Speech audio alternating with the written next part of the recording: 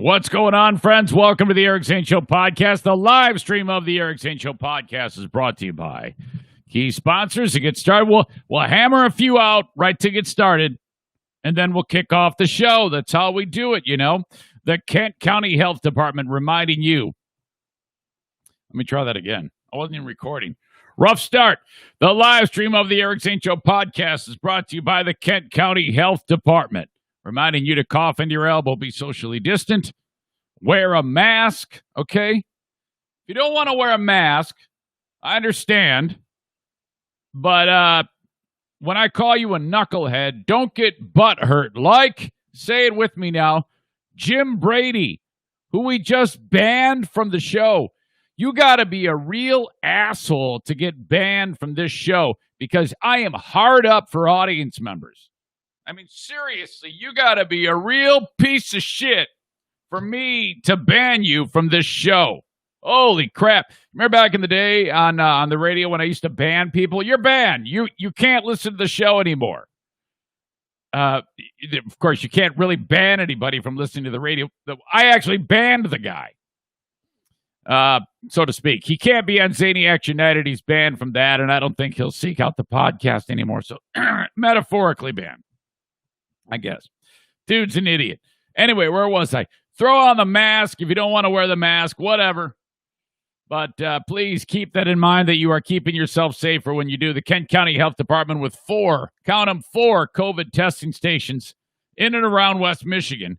Go to accesskent.org/health for more information. You see how I had a little glitch in the matrix there? accesskent.org/health. Man. You can tell that it's like everything's rusty now. I've been traveling, jet lag, stupid.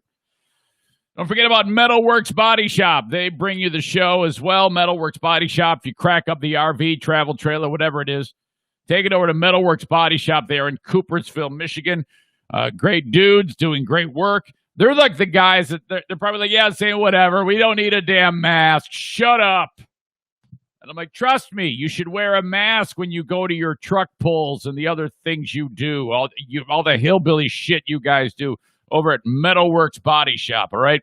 One thing I do know is that they do an amazing job fixing up those things that you crack up when you're on your little weekend adventures and whatnot and your family vacations. The kids think you're a loser because you cracked up the RV or the camper. Get it fixed at Metalworks Body Shop and just tell them that you fixed it, okay?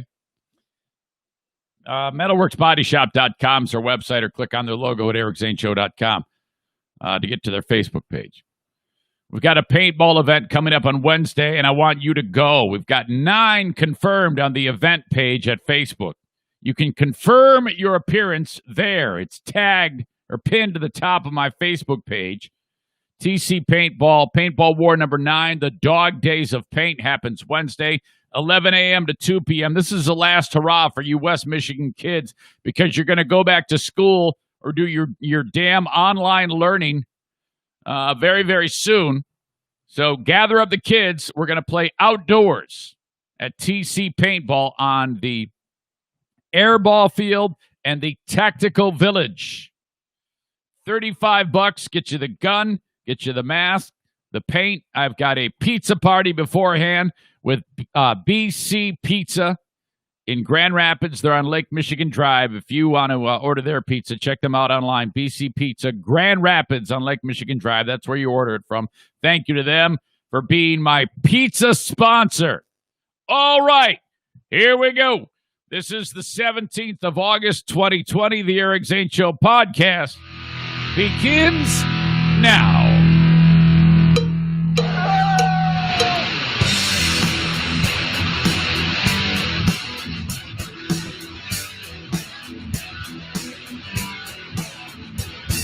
And now, here's a guy who has never won a congeniality award at any radio station anywhere.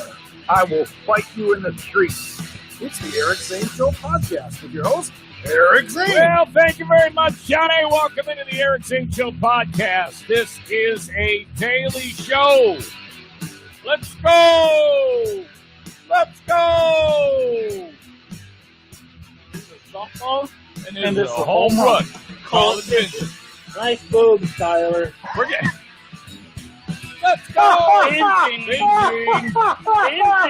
go! Let's go! Let's go! Good job, Tyler. Good job, Tyler. Good job, Tyler. Good job, Tyler. I think Joe Horn is the one at the end. Good job, Tyler. All right, folks, what's going on? Yeah, we got a lot of ground to cover on the show today. It is we are back in the friendly confines of the Metalworks Body Shop studio, and it's kind of just been go, go, go, get it done. So much stuff to talk about and cover. And you know, I'm looking back at the ups and downs of the last. Oh God, it's been more than a month of just these enormous things that have happened, both good and bad, that we have been able to shrug off as a family and show and process and just make our way through it. You know, we're the workhorse fullback running through the line of scrimmage. Okay, there's your football analogy. So much has been happening in the world and in this family, my world, your world. Thank you for allowing us to be part of it, and thank you for the support. Oh, man, you go back to the moments where Bruce, my French bulldog, was chewing on the shotgun shell while Diana and I were in Tennessee. And then, you know, all of that time away and then returning, and then the whole business of my mom needing the radiation treatment, going over there, processing that, getting that done with my dad, staying at his place, and then the crazy-ass untimely death of Diana's brother. A lot of you have been asking, how is Diana? And, man, I tell you what, it seems like not a day goes by that we don't get something in the mail from somebody or well wishes still even. And that is really, really special to Diana and her brother, Kevin. You are a terrific, terrific bunch. I've said it before, and I'll say it again. The audience that listens to this show right now or watches it on social media is exponentially smaller than anything I've ever had when I was doing radio. But it doesn't feel that way. You do so much, and it's important to mention that from time to time. So thank you. We never lose sight of that. You people, you folks are the absolute best. Thank you.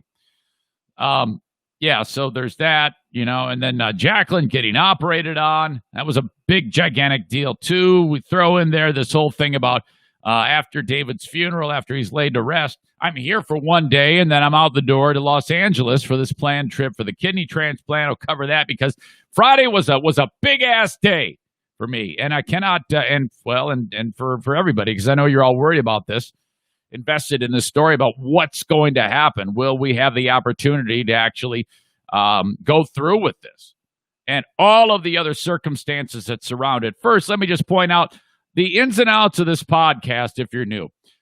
It's all one take. I do it live. We'll do it live every single day on Facebook, YouTube, and Twitter. Facebook's brought to you by Irvine's Auto Repair Grand Rapids Hybrid. Twitter, the Periscope video is a Blue Frost IT joint at Blue Frost IT on Twitter. I'm sorry, at Eric Zane Show is the Blue Frost. That felt weird. Is the Blue Frost IT Twitter handle. And then on YouTube, okay? And I encourage you to follow me on YouTube. Eric Zane Show is what you search, and watch the show on YouTube, as well as anything else that you watch it on. Just put the sound down on one of them. YouTube is kind of like a monetized thing. It really helps out, so thank you very much for subscribing and being part of it. And then, you know, everything I say, I record it, I post it online to all of the podcasting platforms, and you can listen to it at your leisure. Thank you. My goodness. So let's go over today as to what is happening on the show. First of all, there is a UFC event that went down over the weekend. Stipe Miocic. I'm not sure about the last name of this heavyweight UFC fighter. Stipe. Let's call him Stipe. Stipe fought Daniel Cormier, DC, as he's known. I don't know shit about UFC. I I know there's a gigantic and passionate following. These guys are some of the best athletes in the world, and they do it all while beating the hell out of each other. My God. So I don't really care too much about it. I'm not really invested in it, but a ton of people are. But what I am interested in, I do care about the mother of all eye pokes that happened in that fight. Now, if you ever even just touched your eye, it's really, really, really tough. But this is so bad. I mean, what you'll be able to see, I'll link it up because I have a zoomed in picture of this mother of all eye pokes. Holy moly. The Los Angeles Kings hockey team has a mascot. I think he's known as Barney or something like that. He's like a lion. Runs around, beats a drum, maybe throws a T-shirt. Well, he does a whole lot more than that. He apparently likes to play grab ass when he's in the suit. We'll talk about the lawsuit. Oh, boy. Dude punches a shark into submission. All right, this is just incredible. This guy's wife is getting eaten by a shark, and he does fists of fury on the shark. Great white. This isn't some little shark. This is a great white shark that's got his wife in its jaws. Well, he saved the day, man. But this all further solidifies that I will never ever go into the ocean again, and it scares the hell out of me that when I was in Honduras, I went on a massive open water swim when I used to do that. Remember the whole triathlon thing? I couldn't do anything without swimming, biking, or running. I was obsessed. And I can't even, what the hell was I doing? Swimming in the ocean. What? Oh my God. That was my first question to my cousin Tim, who used to surf all the time when I was hanging out with him over the weekend. I go, you ever on the board paddling out and you see a shark? No, man. Oh, God, scares the hell out of me. A sweet 9-year-old little boy looking to be adopted has made a power move. Okay? This kid is on the fast track to finding a family. And we've got to detail this. I'll probably try to find a way to ruin this story. If it pops into my head, I will. I don't see any reason to ever want to do that. I don't play these stories with the goal of making it ridiculous. But I did want to play you the audio of this whole thing. It's one of these things. It's in Oklahoma City where they do the local news, and they're like, all right, this is today's tomorrow kid, and I don't know. I just thought of that on the fly. And they interview a kid who's just looking for a family and hopes to move the meter. Well, this kid really did. I wouldn't be surprised if right now he's got a family. All right. Really, really sweet kid. And I found out 2 new things that I'm great at just yesterday. 2 new things that I am great at. All right. You know me. I don't lack any confidence. I don't lack any ability to dive right in and say that I'm excellent at things. And the way I look at it is, I've always preached this to my kids. If it's worth doing, it's worth doing right. That's something that a dad says to the kids. If it's worth doing, it's worth doing a good job at it.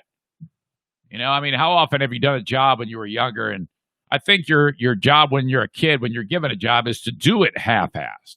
If you do it half-assed, like they all do, the dad, the me's of the world, is going to come out with one of those phrases, one of those things. And then the kid's going to be like, yeah, fuck you, Dad. And then, but maybe it'll stick with him. I know it stuck with me. I mean, when I would do a half-assed job or whatever, and my dad would come like, hey, guy, if it's, he'd say something like that. Of course, it wouldn't make sense if my dad said it. Hey, guy, if it's worth doing right, it's worth being good. What? And then it sticks with you, when you become an adult and it takes boys, most people would agree that boys don't actually start to establish common sense till they're about 46 years old, 47. All guys act like idiots up until that point. It isn't, women mature. Women are so much more emotionally deep and intellectually sound than men. Like in the classroom, when you were like going in grade school, you ever notice like the top kids in the class were all girls? There was no, like, you're talking about fifth grade, and all the guys are at the bottom. You know, they're getting to the point where they're doing things with their wiener, and that they just turn stupid. And the girls are always intellectually superior. At least that was the way it was in when I grew up in the Detroit area. But and I'm sure that applies to you too. And then we kind of catch up when we're 46, 47 years old. You know. All right. And we all know that they're emotionally superior. I better say that. I mean, it's always about kicking the can down the road, living for tomorrow. All right, I don't know how I got on that. It was because I was talking about two new things that I'm great at. A story about America's worst judge. Wait till you hear this dickbag. But first, wrapping up the Los Angeles trip. Trip to LA is in the books. Again, this has been no problem. Just knocking things out all week long, test after test. Meeting after meeting, and it's very important to ace all of these interviews with these high-level people in the transplant organization that I'm working with at UCLA. Because if there's anything that gets off the rails, you're out. Okay? They're very, very finicky, very picky about who can be the one. All right? Like Neo from The Matrix. Who can be the one to give the kidney? And they do that for a reason. Like I've indicated to you before, they take all of the all these aspects, and different people explore you. They explore your organs, your physical nature, your health, your mental well-being, the structure of your family, your upbringing. These are all things that they really explore. I'm talking with social workers. I'm talking with psychiatrists. I'm talking with my surgeon. I'm talking with, everybody. And then they establish, is this candidate good or is this candidate bad? Or is this candidate out? And I would like to think that I have just smashed it all out of the park. And they're looking at me saying, oh, my God, he's the ideal candidate. He's just, they don't know. They don't know the thing. I didn't tell them that I've crapped my pants many times in my life.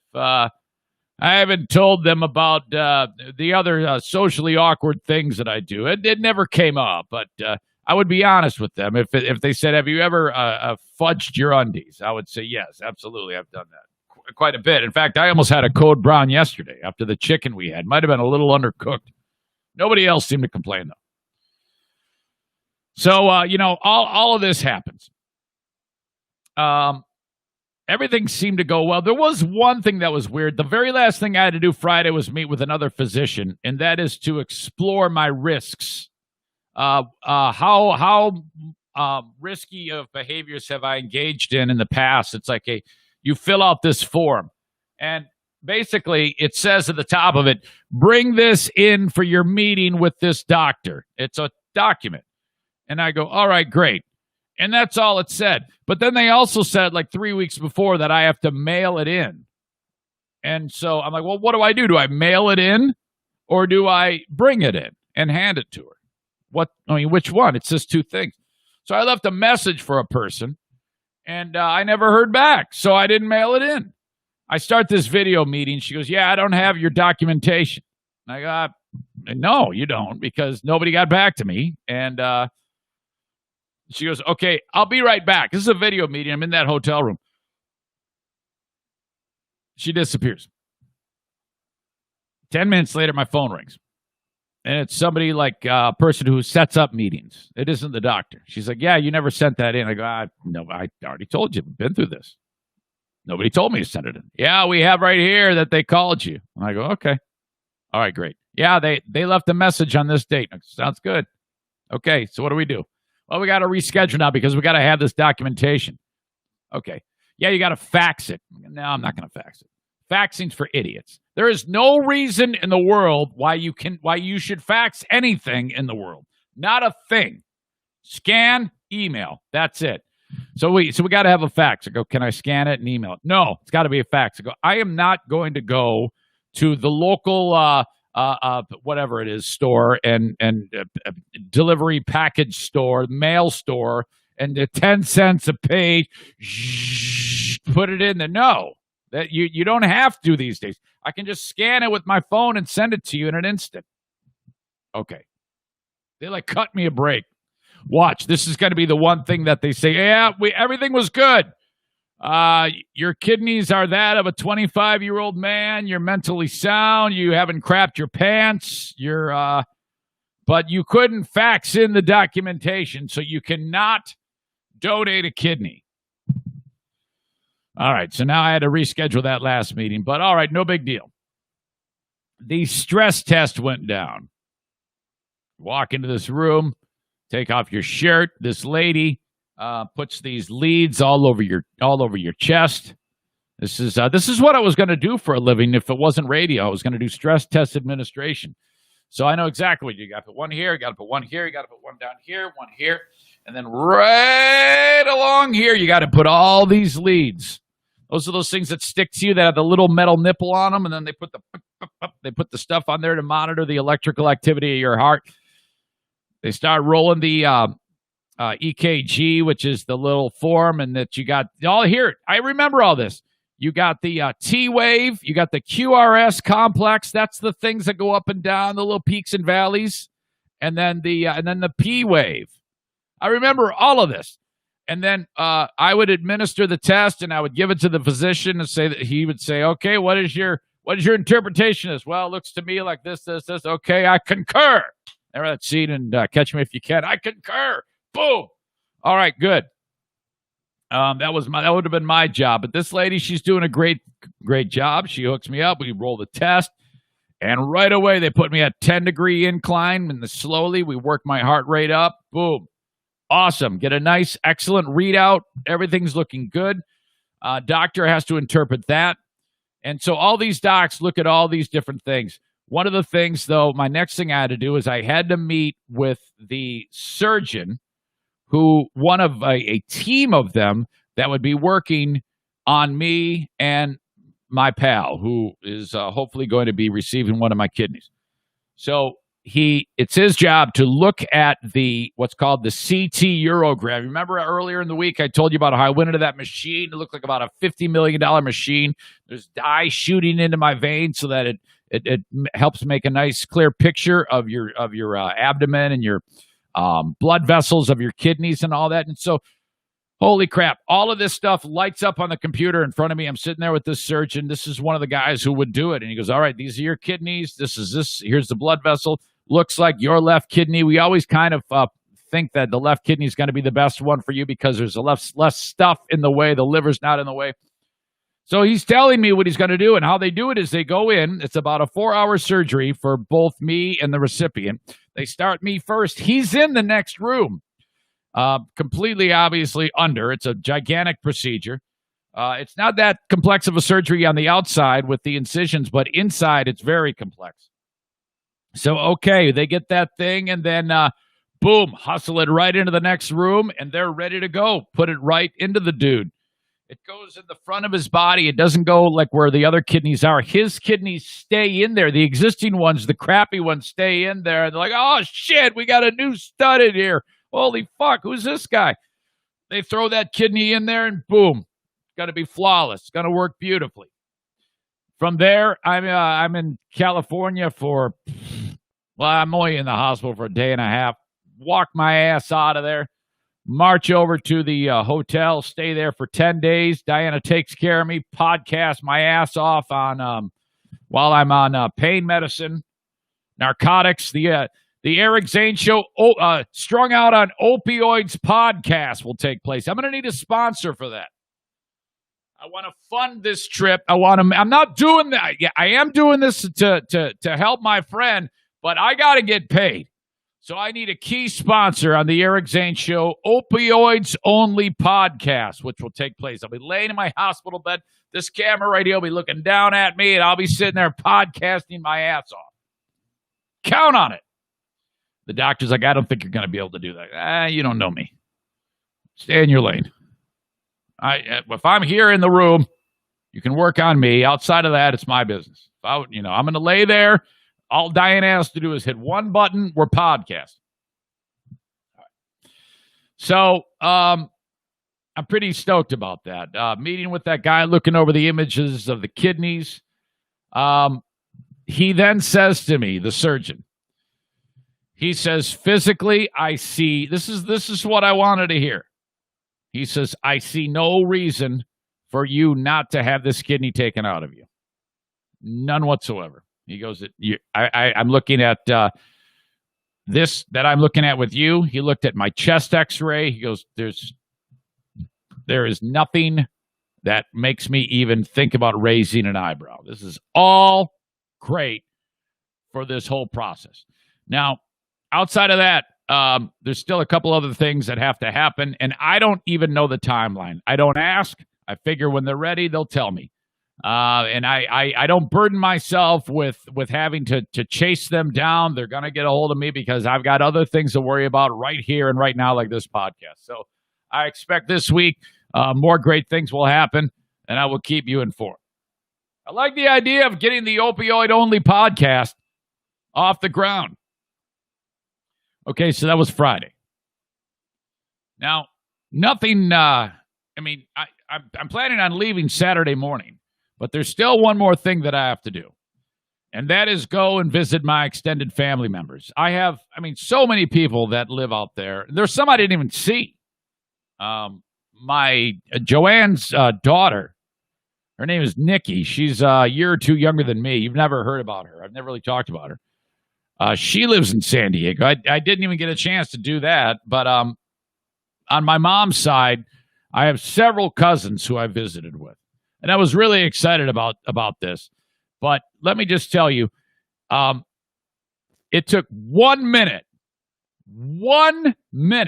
of being around these people for me to embarrass myself in one of the most horrible things that I've ever been involved in. This will be no surprise to you. None whatsoever. So I take an Uber to this part of, it's south of Los Angeles, about an hour drive, a lot of traffic, probably only like 35 miles, but the traffic's really bad at that time of the day especially. And so make my way, and I text on the way. I go, hey, I'm on my way. They go, all right, just walk into the backyard. We're all just hanging out. Now, I have my mother's sister is deceased. She passed some time ago, my Aunt Ellie. And that is the oldest one of the family. You had Ellie, you had my mom, my Uncle Bernard, or Benjamin, or Bingo. We used to call him Uncle Bingo, and my Uncle Peter. The only ones alive are my mom and my Uncle Peter. And so these are all the kids of my Aunt Ellie. They had 6 kids. My Aunt Ellie and my Uncle Jim had 6 kids. The oldest child, Ann, passed away tragically from cancer. So you got 5 remaining. 1 lives in Boston, so this is going to be 4 of them. And I didn't even know that Tim was going to be there. Now, I haven't seen Tim since 1977. I haven't seen any of these folks since 1984. Okay, some since 1977. Or so I thought. Holy crap, does this get bad? I walk into the backyard. There they are. Mary! Oh, I might have seen her in 1984. I'm not sure. Tim, for sure, 1988. No, okay, I take it back. I saw Tim in 1988. I probably saw Mary in 1988, too. Yeah, okay, 1988. Same thing with Patty.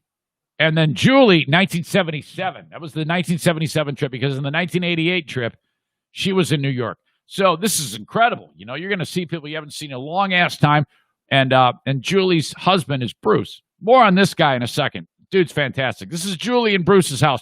We walk in, we sit down right away. I'm like talking, and I my gums are always flapping a mile a minute. So within short order, we're doing the old, how long's it been? Now, Julie, I know, was 1977. I just turned 7 years old. She's the one who tried to kill me with the boogie board. I told you people about that. She doesn't remember that, by the way. And then I turned to Patty, and she's about my brother. She's about 4 years older than me. And I go, yeah, oh my God, Patty. And then I think I last saw you in 1988 when I visited here. I've got pictures. And she goes, no. I visited your brother. I went to see your brother in like 4 years ago in Ann Arbor. You were there. And I go, no, I didn't make that. I didn't make that trip. Yeah, you did. No, I didn't. I would have remembered that. Those are really famous last words of mine. I would have remembered that. I should never trust my own memory. You know exactly where this is going. Here I am thinking, I haven't seen you in, let's see, 88, 98, 08, 32 years. And she says, no, I was at your brother's. I go, I'm telling you, you got me mixed up with somebody else. You got me mixed up with one of my other brothers. I wasn't there. One of her children went to Michigan, so they would quite frequently go to that part of the state to visit, you know. So in one trip, they said that we were going to get together, but I said, well, I wasn't there. So she's got me mixed up. And I'm like, at about that time, I text my brother Jim, who would have been hosting that party. I go, hey, was I at your house to see Patty? And right when the text from him rolls in that says, yes, she has on her phone a picture of me and her and my brother. You know how stupid I felt? What an insult. What a horrible thing. I completely forgot. Oh, how awkward. I mean, literally 1, 2, 3 minutes into the whole thing, and I'm looking around. I'm like, oh, these people think I'm such an idiot. Oh, my God, was that bad. Oh, this doesn't surprise any of you. And I even shared that with Michael. Look, when I talk about stuff like this on the podcast, the idiocy of me, I'm always forgetting names of people because I just get so, I don't know. And God bless my cousin Tim, because, I kept bringing it up as the evening went on. I can't believe I did that. You're never going to let me live that down. I felt so bad, you know. And then I said to Tim, I go, well, that was 4 years ago, so I'd probably just started a new job after I lost one, and the new job probably wasn't going well because that was BBL. And let's be honest, there wasn't a whole lot that went well on BBL. Every time I turned around, there was some new scenario or things that were happening behind the scenes that were making me scratch my head. I'm like, what am I doing here? I'm cursed. This is terrible. So, oh my God, was this awkward. Yeah, I haven't seen you in 32 years. No, I just saw you a few years ago. Here's the picture. Oh, God. Oh, man. Oh, boy. Ooh. I will say this, though. Putting that behind me, you can tell there is relationship there. We all have this commonality to discuss, like our lives growing up, my mother, their lives together, what their mother shared with them about my mother, what my mother shared with them about their mother, and just the nuances of growing up. Though we hadn't been close, it's like we were. Okay, and I think that's really, really special, and I'm sure that most families are like this, and God bless you if you're not. In terms of just being able to, as soon as we met, it was the whole scenario of we were off and running. There wasn't a day other than me forgetting that my beloved cousin Patty and I took a picture together. There wasn't a damn thing awkward about this meeting. It was all just great, and I really enjoyed it, and I'm so happy that it happened. And so it's like I have, even though they're family members, they're now it's going to be close.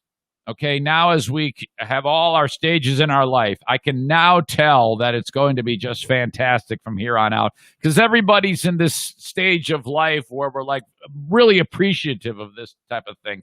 Back when you're younger, you might meet them and then boom, they're as soon as you leave town, they're out of your life. I don't think that's going to be the case here. I really feel like we all gained something, and so I was really really happy for that. We had a nice meal. We talked a lot. We talked about the podcast. We talked about their lives and their kids. And, God knows I won't be able to remember any of it. But I was trying at that point, from that point on, to be on my best behavior and not do anything really stupid and awkward. But it worked out. It was really, really great. And then we woke up pretty damn early on Saturday. And off we go on a walk. We went on a nice walk. Now these folks, my cousin Julie and her husband Bruce, they live in this beautiful part of California that if you just go on a half a mile hike, you're staring down off cliffs at the ocean. And it was just, oh God. And right away I'm like, where's the shark? Where's the shark? Oh my God. Have you ever seen a shark? That's what I'm talking to Tim about. And it was just fun. It was really, really great. You might have seen the video. I posted it on Facebook and Twitter. You may have seen the black lab sitting in the tub. That was puppy dog Grace. Oh my God. Okay, as much as I love animals and to be apart from my puppy dogs and my cats and furry things, to be able to hang out with this dog was the best. And it was so awesome. It's a great dog. And she got in that damn tub. Did you see that? It was like the type of tub that when you're having a kegger, you put the beer in there, you put the keg in there. It was that size. And she's like, oh, it's so hot. Oh, my God. And she got in the damn tub. By the way, did you see the story? It may have come across your feed today that Death Valley got to 130 degrees, which is in the Southern California desert. And wow, that may have set a record. There had been a previous record of 134 in the early part of the 20th century, but I think that's a dubious claim. They pretty much widely thought to be bogus. But it actually got to 130 at Furnace Creek, which is the spot, and that might be the hottest temperature, if they can validate it, the hottest temperature ever on the planet. 130. My gosh. I just want to go there, get out of the car, and I don't even know if I'd feel safe driving in a new car in 130-degree temperature, knowing what it could do to the vehicle. But I think the most I ever felt was in Utah at Zion Canyon National Park. It was 113 degrees, and it was like, wow, this is.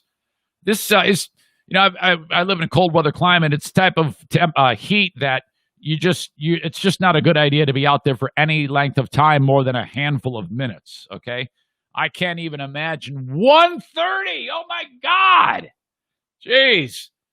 So yeah, in a cold weather, you go outside when it's like 20 below, 30 below wind chill or something like that. You're like, oh God, I just want to feel it. Now I'm going back inside. You can actually feel everything freezing, all your mucous membranes freezing. I imagine it's that type of danger when you have anything that's that hot. 130. Holy crap. All right. So how did I get there? How did I fall onto that topic? Oh, my God. My brain is going 5 million directions. I'm so glad to be back with you today. Visiting the cousins, going on the hike. That was great. As we got up prior to the hike, my cousin's husband, Bruce, is there. And this is the nicest dude in the world. Just met him for the first time. And I'm learning a little bit about what he's done for a living. And they have me sleeping in this bedroom that is also doubles as Bruce, the homeowner's man cave. And this is a guy who's made a career working for Golf Digest. Really, really great career in that with that publication. And I noticed there's a lot of memorabilia for the Cleveland Browns football team, like old school Cleveland Browns. And hold on for this story. Hold on a second. Cleveland Browns.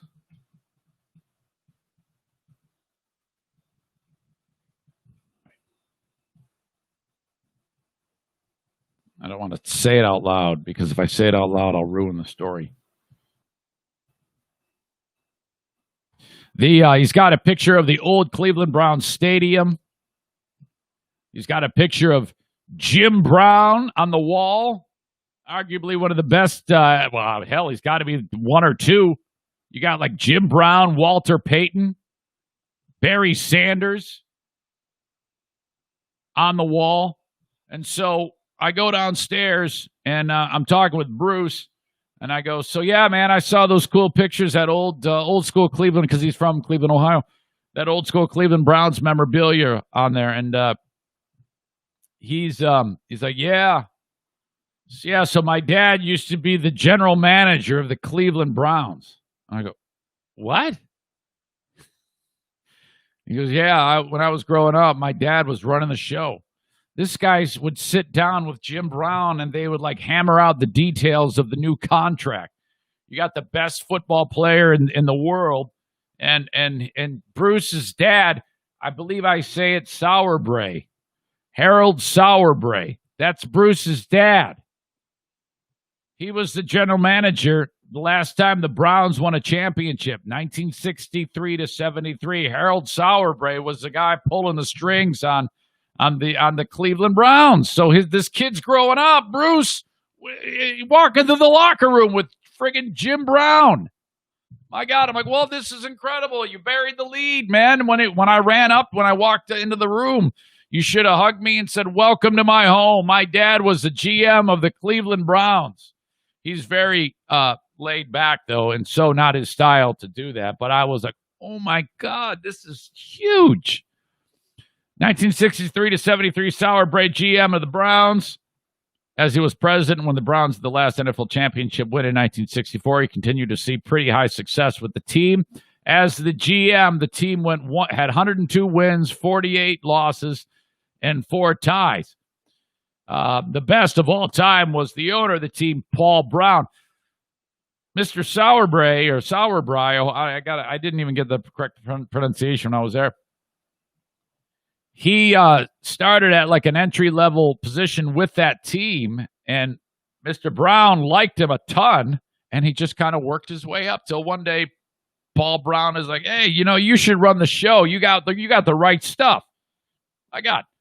So that was crazy to be in finding that out like well into the visit that his dad used to run the Cleveland Browns. So I go, well, now do you still root for them? Because the team, Modell moved the team to Baltimore, and then they came up with a whole new franchise who's been nothing but shitty since they started. He goes, oh, yeah, I root for them.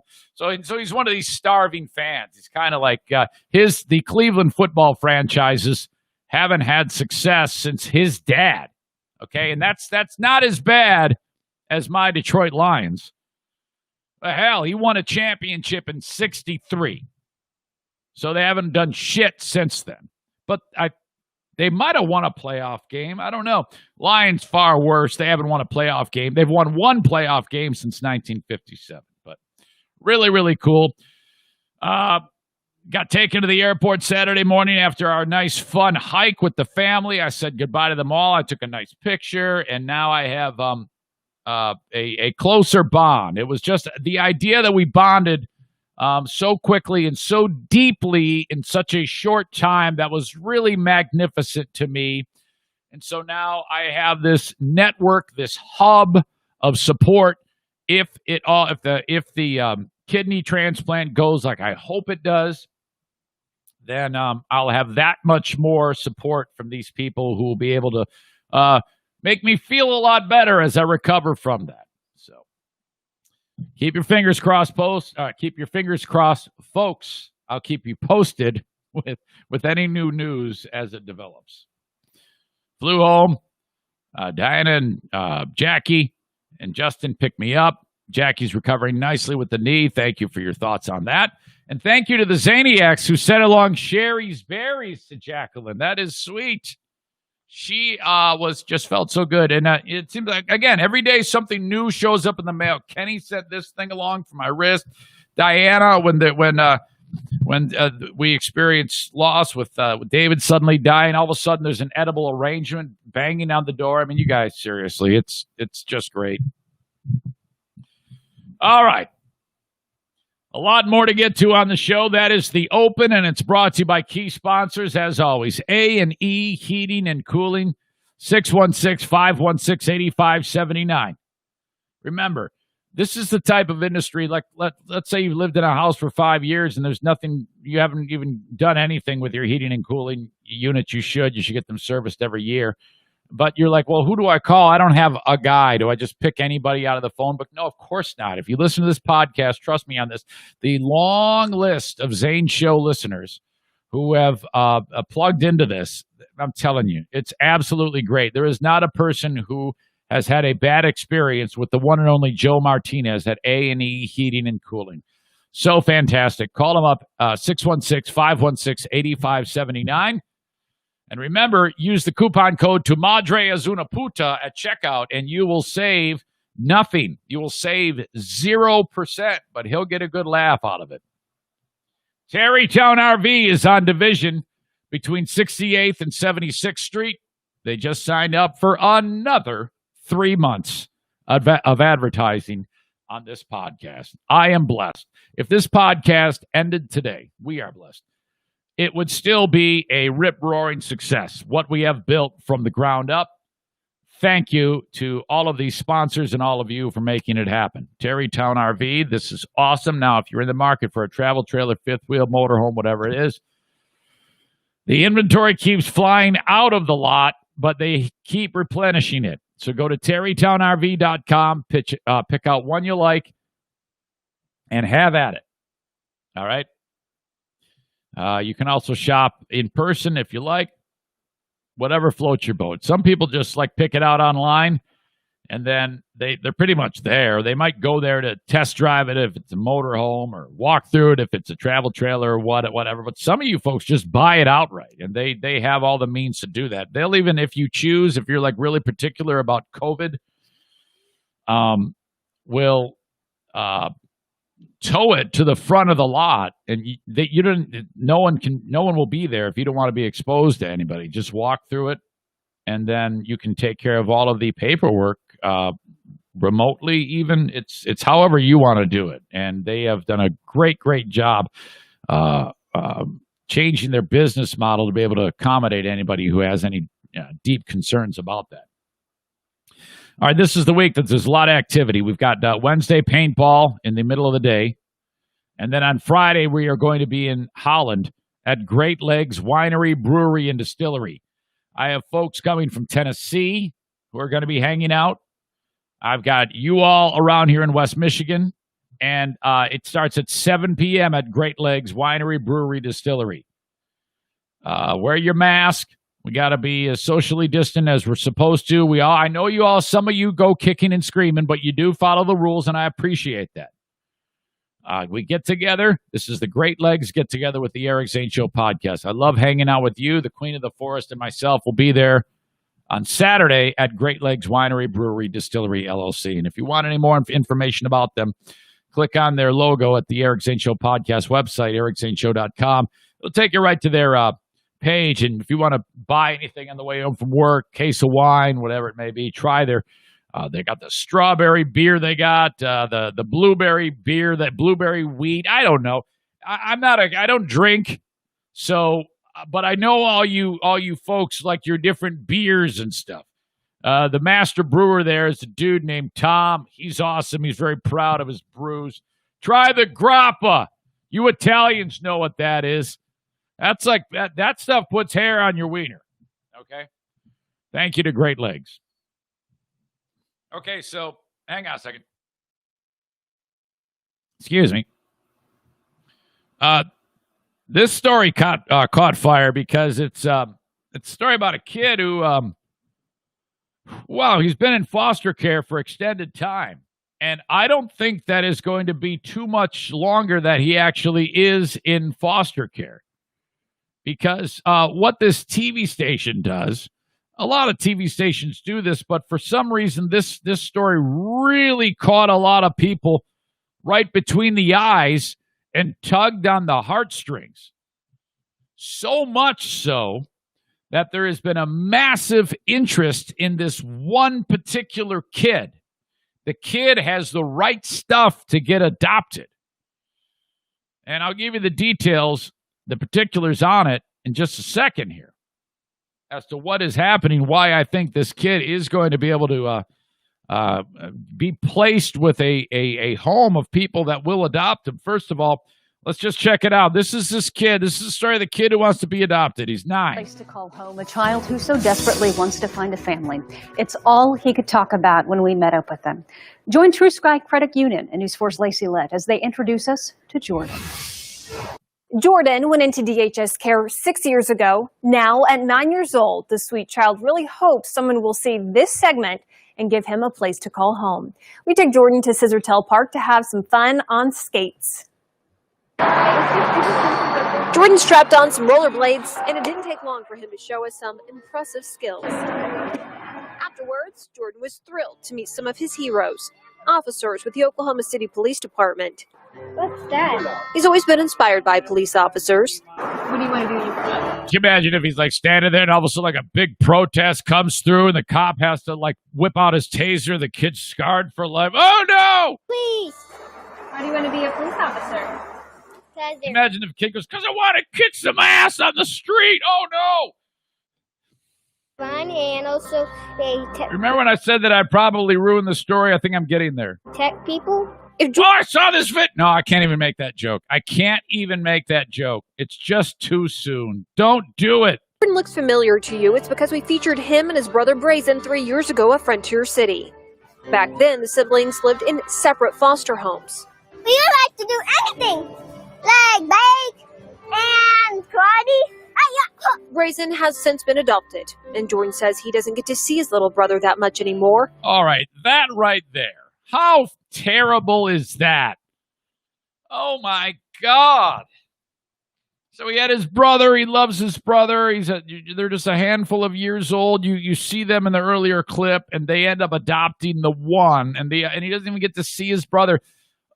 Hold on a second here. Why is that? If you're the family that adopted the one kid, I mean, you would think that you would make that a regular thing from this point forward to be involved with the one kid's life who hasn't gotten adopted. That breaks my heart. Now, this 9-year-old just hopes he'll soon find his own loving family. By the way, remember how I tell you that God talks to me all the time about these things? He's talking to me right now, and you know what I'm saying? I'm like, God, you don't want any part of this, man.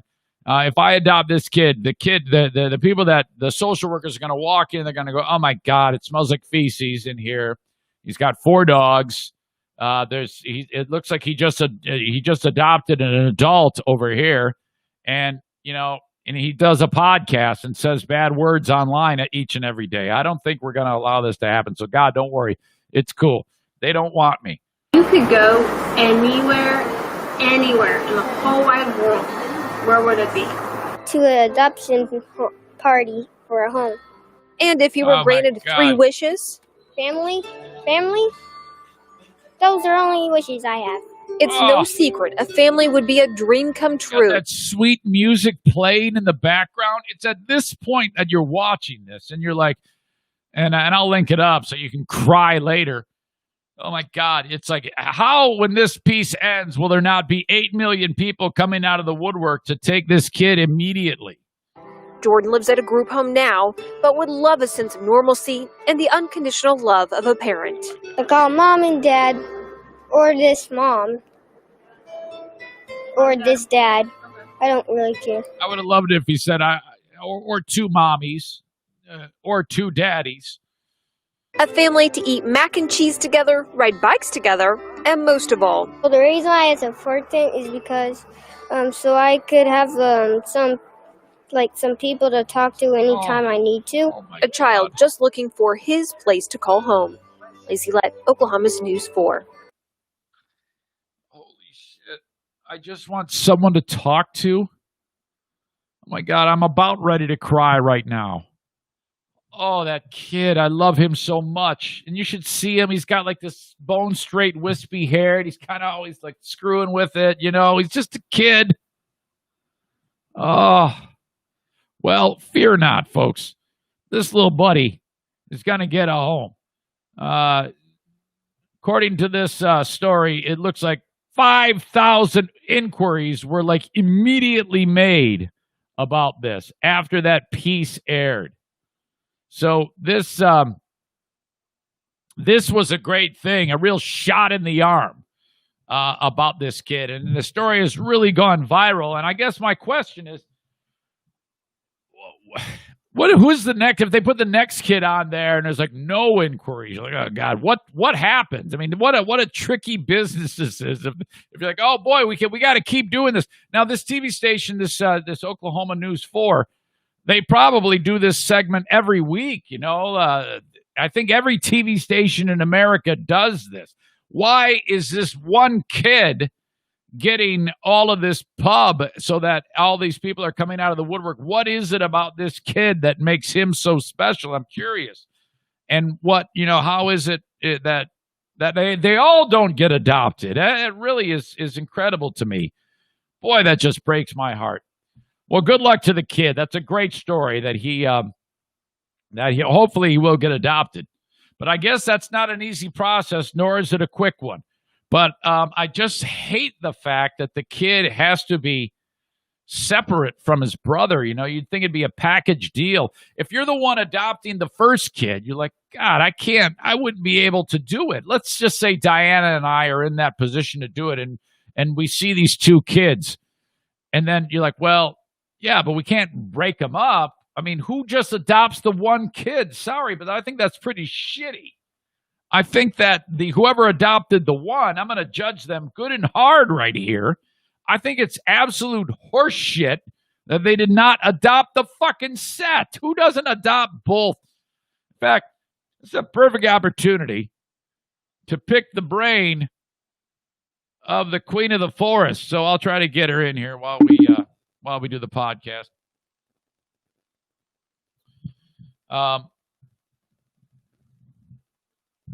Queen of the Forest segments are brought to you by Baldwin Ace Hardware. In the Northland, you can stop by and see them anytime. Hey, honey, how are you? Hi.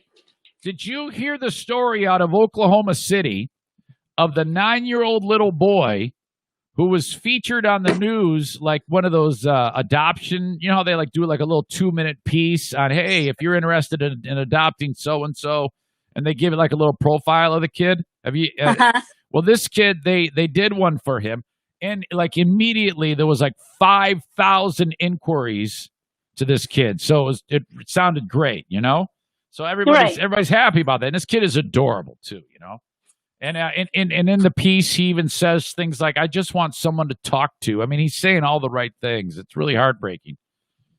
So, but I bring this up because he was featured a few years earlier on another segment. And he was featured with his younger brother. And, well, his younger brother got adopted and split them up. Does that not sound like bullshit to you? I mean, that's awful. Can you now, if you were in, let's say you and I had no kids and not a million dogs, and we were looking for a child, and you see these two. And you're like, well, we got to get the set, you know? We can't break up the dynamic duo here, right? I mean, that's what you do, right? Right. There's no way. Well, this kid is like, yeah, I don't see my brother that much anymore. And it was just terrible. First of all, you would never break up the kids. And then second of all, if you did, you got to keep these two together as much as possible. For sure. What the hell? So I thought that was horse shit, that whoever the idiot is who adopted the one didn't adopt the set. What kind of asshole would do that? Yeah, no kidding. What? I'd be like, I don't think I could live with myself. Yeah. Knowing that the brother was out there still in foster care or wherever he was. Hates his life, you know? Aww. I mean... So if I'm the parents who adopted the one and I see this story that I was just telling you about, I feel like shit. You know, I throw myself out the window, and then the first kid doesn't have parents because I've just, fell down 10 stories. And the parents that adopted the one, the kid is probably thinking, "Hey, there's my brother." Right. Oh God. No way. Is that Daisy? Is that what's I don't know going what on? the hell I have no idea. She's been doing this. Who does she bark at? Do you think she's losing her mind? What are you barking at? No, you're not going upstairs. No. You can hear it clacking away. And she thinks she needs to go upstairs to see Jackie and Justin. Oh, that's what it is. Are they still in bed? Yes. Wait a second here. Is he not a professional now? Doesn't he have a job?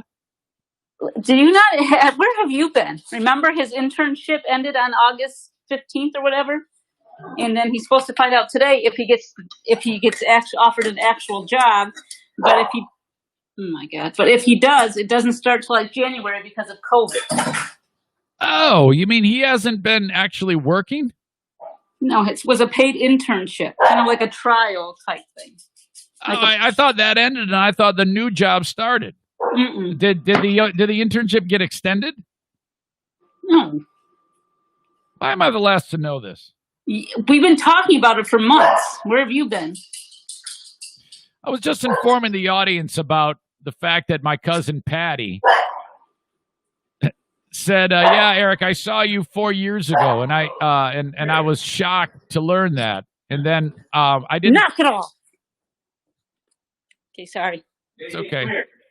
I didn't tell them in the storytelling that the next morning when we were on our walk, I FaceTimed you and I said and I put Patty on screen. I said, have you ever met this person? And you said, yeah, 4 years ago. Exactly. She dropped her kid off at Michigan.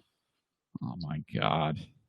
That was so bad. You have no idea. Can you imagine 1 minute? 1 minute. I walked in. I gave them all hugs. It was all new faces, technically. I sat down and I looked her in the face and I said, Patty, I haven't seen you in 32 years. She looked at me and she goes, no, I saw you a handful of years ago. And she busts out a picture on her phone of her and I standing next to each other. Can you imagine how bad I felt? How awkward would that be? Were you like, right, just kidding. It's like, all it takes is just me being me and they think I'm a clown. Just a klutzy idiot. You're a dummy. I don't know. It's remarkable. I don't know how we managed to keep this whole thing together somehow. I really don't. And here's the other thing. I went into 2 homes. My cousin Mary, in the Armenian side, and then my cousin Julie's house. Do you think these people always live in this clean of homes? Probably not. I don't know, Diane. I don't know. Look, even if you gave me a day, I don't think. I mean, our house is so jacked. It just seems like there's never enough time, or I don't know. Do I not manage the time well? What am I doing wrong to prevent, it looking like a big person's house? There's just shit everywhere. It looks like a dorm. And I think it's my fault. Well, we do have 4 dogs and we have kids coming in and out that just put their stuff places because they're leaving again. I don't know. Maybe we should practice better housekeeping. No, I think we need someone to teach us. I think we need more than that. I think we need, how Rachel Ray has doesn't she have a go-to organizer and she'll do a whole show about? I think we need to hire somebody, a professional, to teach us how to do this or just start throwing everything in the garbage. Maybe. Okay. All right. Well, tell Jesus, Daisy, my God. Both. All right, I'm about to tell these people 2 new things that I'm really great at. Do you know what those things are? You can tell them if you know them. What are 2 new things that I am really great at? You're good at replanting plants. Okay. Is that one of them? Yep. Planting a tree. Well, that's with the first thing. So I guess 3 things. Yeah, and cooking. Cooking what? Homemade mac and cheese. Aha! This is going to be, I swear to God, this will be my first video I make. I've been talking, I haven't had any time because since the vacation, it's been nonstop. But remember I told you about doing those cooking videos, Cooking with Zane videos? Uh-huh. The mac and cheese is going to be the one. Yeah, that was delicious. Holy shit. I think we need to find a substitute for the expensive cheese, though. No, because I didn't even need that much cheese. Yeah, that's true. Do I call it Gruyere cheese? Mm. All right, let me double check. All right, that's all I got. I'm glad you were there. All right, I'll talk to you. Okay, bye. Love you. Bye. Okay, see ya. Where's my glasses?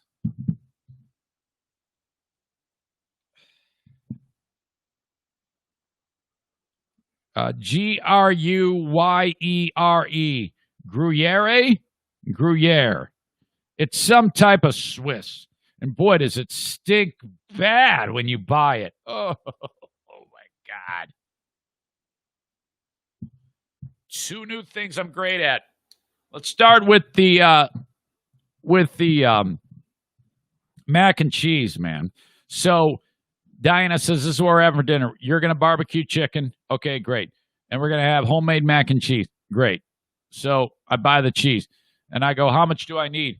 And she says, you need 4 cups worth of cheddar cheese and 2 cups of this Gruyere cheese.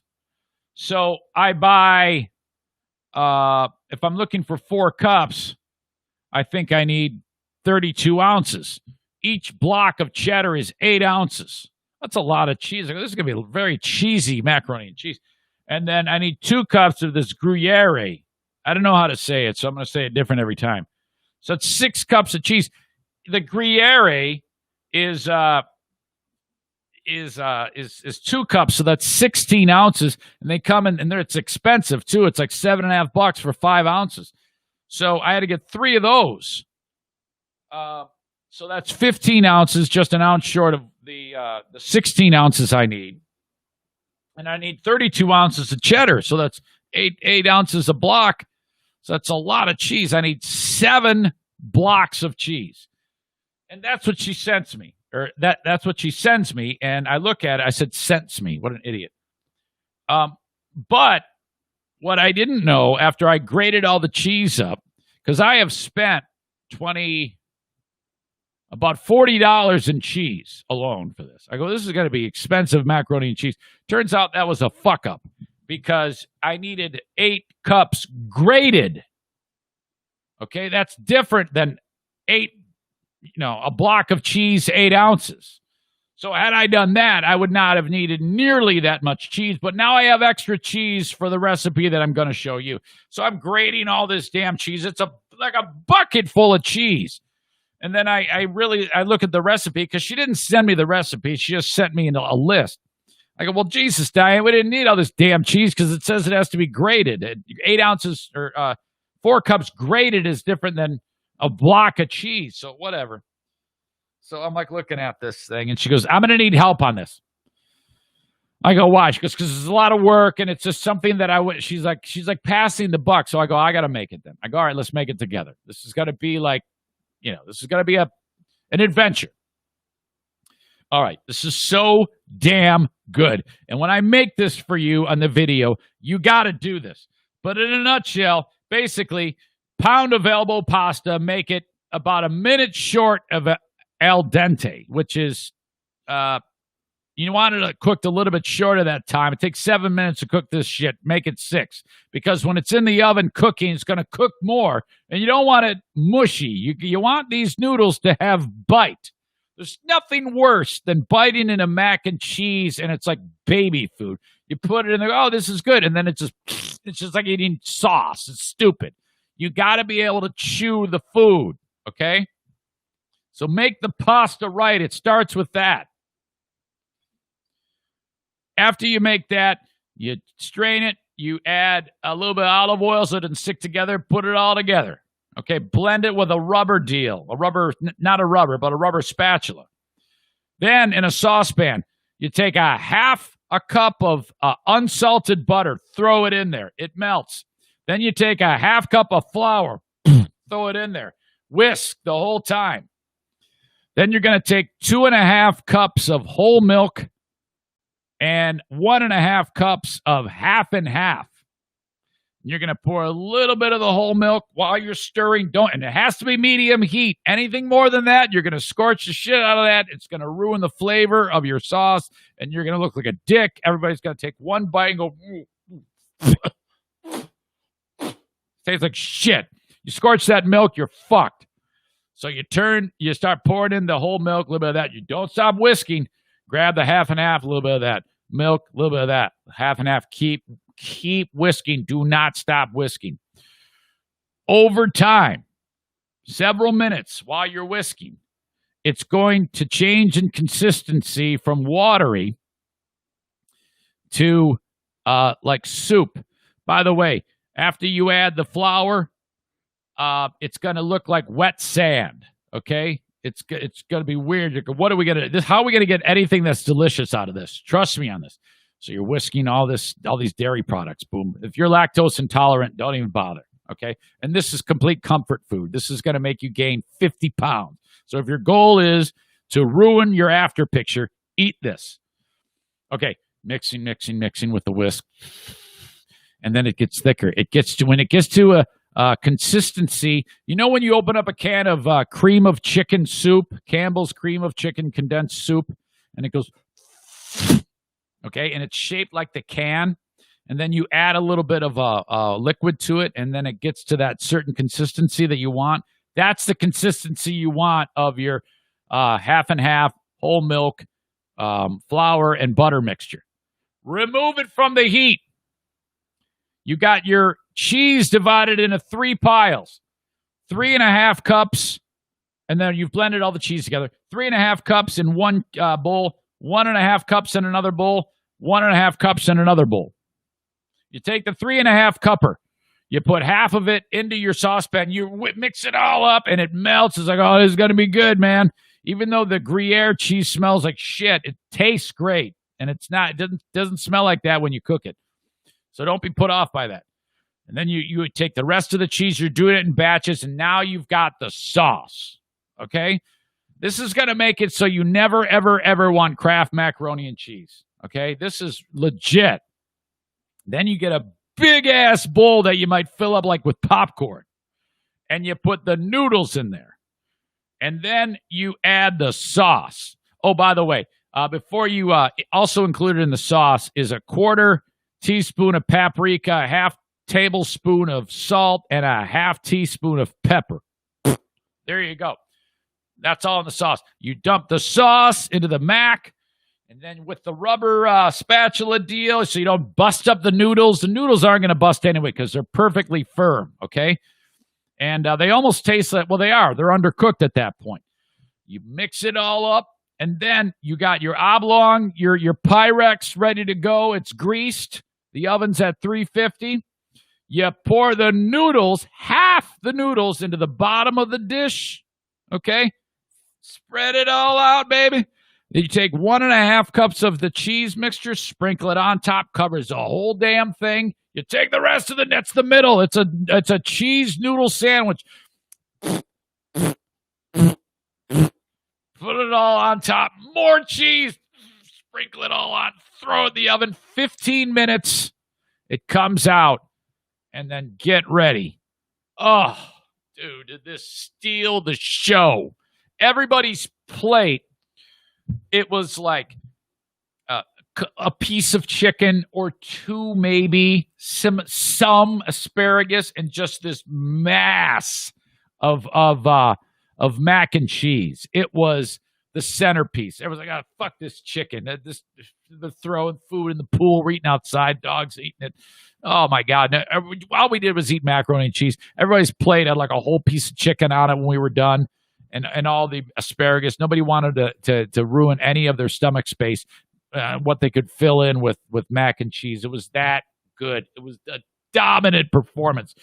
So, yeah, that's it. If you can piece it together from what I just said, great. If not, I will make a video on this. Oh, I cannot wait to make this again. So good. And this is the type of thing that heats up perfectly. Whether you throw it in the microwave or throw it in a saucepan. To reheat it, or even in the oven.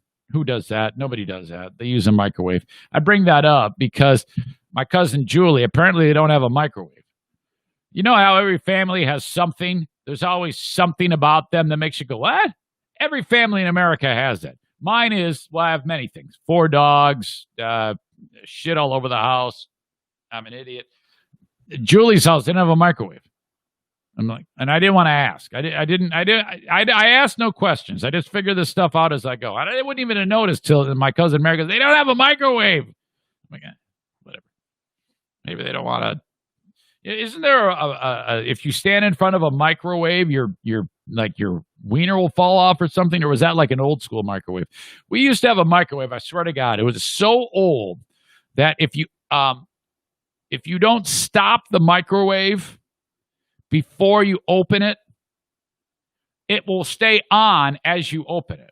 So I can't tell you how many times we would open the microwave while it's still going, and then it's like Chernobyl would hit you in the face every single time. And even I had enough sense to go, I think this is bad. I was very young at the time, but it's a miracle I was able to have kids with such proficiency. All right. So that is it. That is the mac and cheese. I'm so stoked about sharing this with you. I was stoked just to tell you about it. It's going to be great. This will be as much of a draw for you to make as the Slaughter the Turks Armenian meatballs that I taught you all how to make. All right. The other thing I have discovered that I'm really good at is working with plants and trees. Remember Hot Wings used to talk about how he loves doing that? I can see why. That was very therapeutic and fun. On the passing of David, several of you sent nice flowers and plants. Some of you, you have flowers, of course, which die, but some are plants. Now, they're in like these temporary pots. So Diana and I go on a field trip yesterday, and we buy a whole bunch of freaking pots. And I think I've got enough for all of the ones that arrive. By the way, there's such a difference in compliance on masks between California and Michigan. Michigan has you can just see them coming a mile away. You can just see they're a headstrong, stubborn asshole. And they're always the guy who has a mask and his whole face is showing. It's actually just on his chin. It's just a support for his chin. He doesn't give a shit. He's just doing it. I don't even know. And you can just tell he's a standoffish prick. He's got a big fat. This is some stereotypically guy's got a gut. For some reason, he's always wearing a Michigan football T-shirt. Why? I don't know.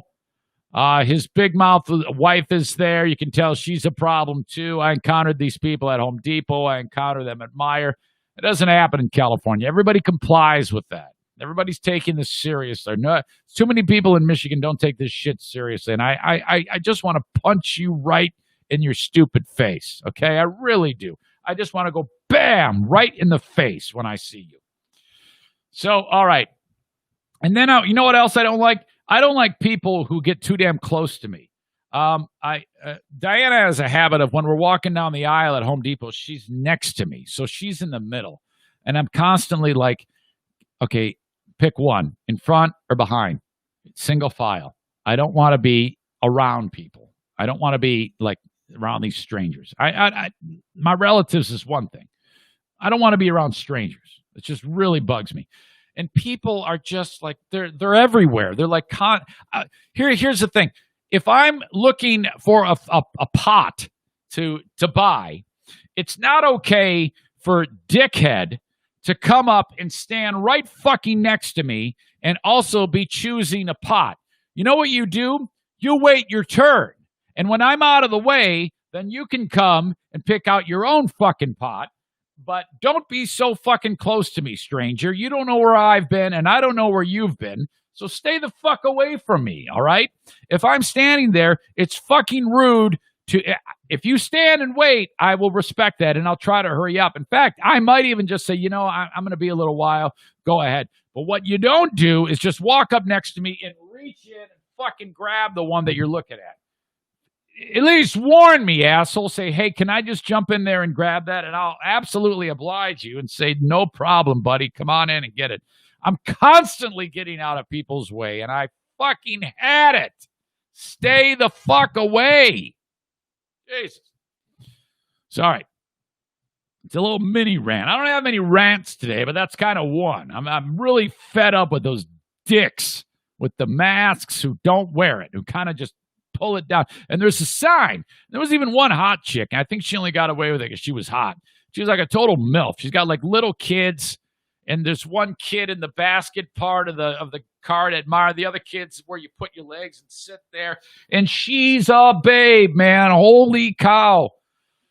Oh, man, I think I got a foot fetish, by the way. Sandaled foot, chick sandal foot is really hot. Oh, my God. I don't even care if she's a gnarly old lady. I think I've got a foot fetish. It's really weird. It's just kind of hit me recently. I'm like, Diana, let me see your feet. Yeah.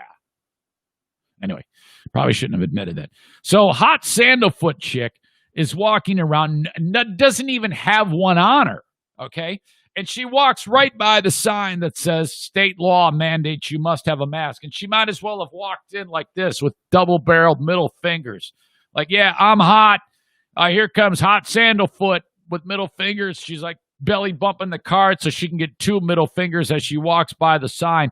And nobody says shit to her. It's like, what happened at Meyer, man? I thought you were supposed to enforce that rule. What the fuck? But no, it seems like in Michigan especially, we've really kind of, people are really starting to rebel on that, but not me, man. I'm not going to do that. All right. So we go to Home Depot. We get these pots.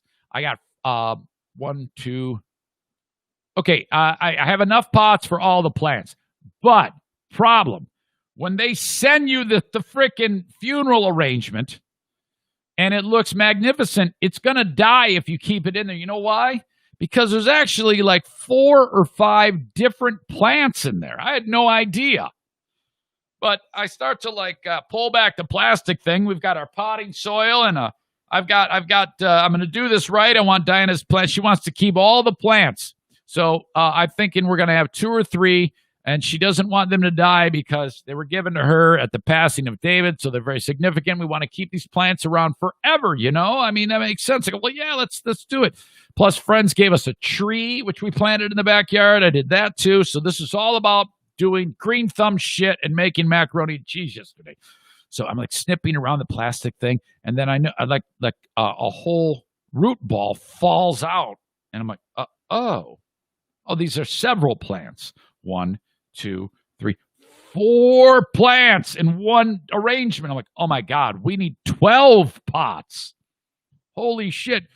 So what we purchased is only good for 1 arrangement. I have 2 more whole gigantic arrangements that I now had to go and order more pots, buy more pots. So, all right, no big deal. They're fine for now. But, now I'm like, all the potting soil, making my spot for the plant, put the root ball in, cover it up, water it, put it in a nice spot. Man, this was great. Kicked so much ass. And I said to Dan, I go, here, do this one. She goes, I've never done this before. I go, what? You've never done this before? No. I go, oh my God, that's remarkable. I mean, I've done this before. If I've done it, I can't believe you haven't done it. She goes, no, I've never done it. I go, well, I'll teach you. So, man, I had so much fun planning, making mac and cheese. And then went and dug a big-ass hole in the backyard for David's tree. More family members or friends gave us a tree for David with like a ceramic thing with like something like a Bible verse on it. It's like, oh my God. Plant the tree, put the root ball in there, put the potting mix with the dirt, blend it all in, put it in there, water the shit out of it, put the wood chips back on top, put the plaque down. We all stand there crying. Oh, incredible. What a day. All right. There you go. 2 more things that I am now the best in the world at. There is no one on the planet better than me at transplanting plants and making mac and cheese. Keep your eyes peeled on social media for the mac and cheese recipe. All right. Irvine's Auto Repair, Grand Rapids Hybrid. I am not good at fixing cars. They are. If you're in West Michigan, 616-552-6600. That's their number. Call them up or just check them out online at irvines.com. Servicing domestic, Asian, European models, and the best techs in the business. If you want to know exactly where they are, if you're along 44th Street, just east of 131, 2 or 3 blocks to the east is a street called Stafford. Turn on it. At irvines.com, they've got like a ton of Google reviews. I want you to check them out and just see what some of the amazing satisfied customers have said about them. These are people that don't have a podcast. They worked on my dad's truck, the Embellisher, and they did an amazing job on it. It is in tip-top running order right now. Even parts that I didn't think could be replaced because of the age of the vehicle and the rust issues that were on parts of that vehicle. They go, oh, no, we got you covered, man. We know what we're doing here. Thanks to Irvine's. As I mentioned, Baldwin Ace Hardware, they bring the segments that have Diana on them. Thank you to Baldwin Ace Hardware, the kings of DIY awesomeness in the Northland. When you go up north, bang on the door of Baldwin Ace Hardware, and thank Mike and Jennifer Gilmurray for being part of the Eric Zane Show podcast. DIY is a big thing also on the show, in addition to all the things you can get at Baldwin Ace Hardware. If you're a DIY pro for doing things like changing the oil or any of the crucial lubricants on any of your RVs, heavy-duty, side-by-sides, motorcycles, marine equipment, cars, trucks, doesn't matter. You want to use AMSOIL products. That's where JM Synthetics comes into the fold. JMSynthetics.com. Zaniac Jason, good friend of mine, who I will see Wednesday as he supports the sponsors as well at TC Paintball. And now, we have a special going on right now, too. If you go to jmsynthetics.com and you buy anything, we're giving you an Eric Zane Show podcast snapback baseball cap. I've only got 5, and they need to fly off the shelves, all right? So go to jmsynthetics.com, buy the oil. He'll tell me that a Zaniac bought from him. Make sure you let him know that you're a Zaniac and you heard it on the show, and then you get the hat, okay? And I want these to go fast because I want the meter to move for Jason. It's very important. You'll see how easy it is and how great the products are. You must purchase AMSOIL at jmsynthetics.com. Free Eric Zane Show hat. That's a $19.99 value. You get it. Well, actually, they're more than that. I priced them at like $25. Nobody bought the damn things. So actually, the snapbacks are $15.99. You get it for free. Buy the oil, get the hat for free for the first 5 people who buy online. And I want that. I want to hear Jason reaching out to me. Hey, man, I sold something, some listener from the show, so you got to send him a hat. Get the hat free when you buy stuff from Jason. Hell, I don't even care if you just buy a friggin' thing of degreaser or chainsaw bar oil. Whatever. They have it all at jmsynthetics.com. All right. I want you to stay with me on the video podcast, on the live stream. Eric, if Eric does not run to the restroom to go number 1, it's going to be terrible. I'm going to be rushed throughout the rest of this. So this is how I'm going to do this. I'm going to walk away and go to the potty, and then I'm going to come back. I've done this before. It happens from time to time. It's happening right now. Now, on the audio podcast, you won't detect anything because I'm going to clip out the pause. So just so you know, if on the audio podcast, it's going to sound like, all right, I'll be back. And I'm back. It's because I edited it in post. So take a break. Go get a cup of coffee. I'll be back in like 35 minutes when I get done going pee. I have to go that bad. Don't move.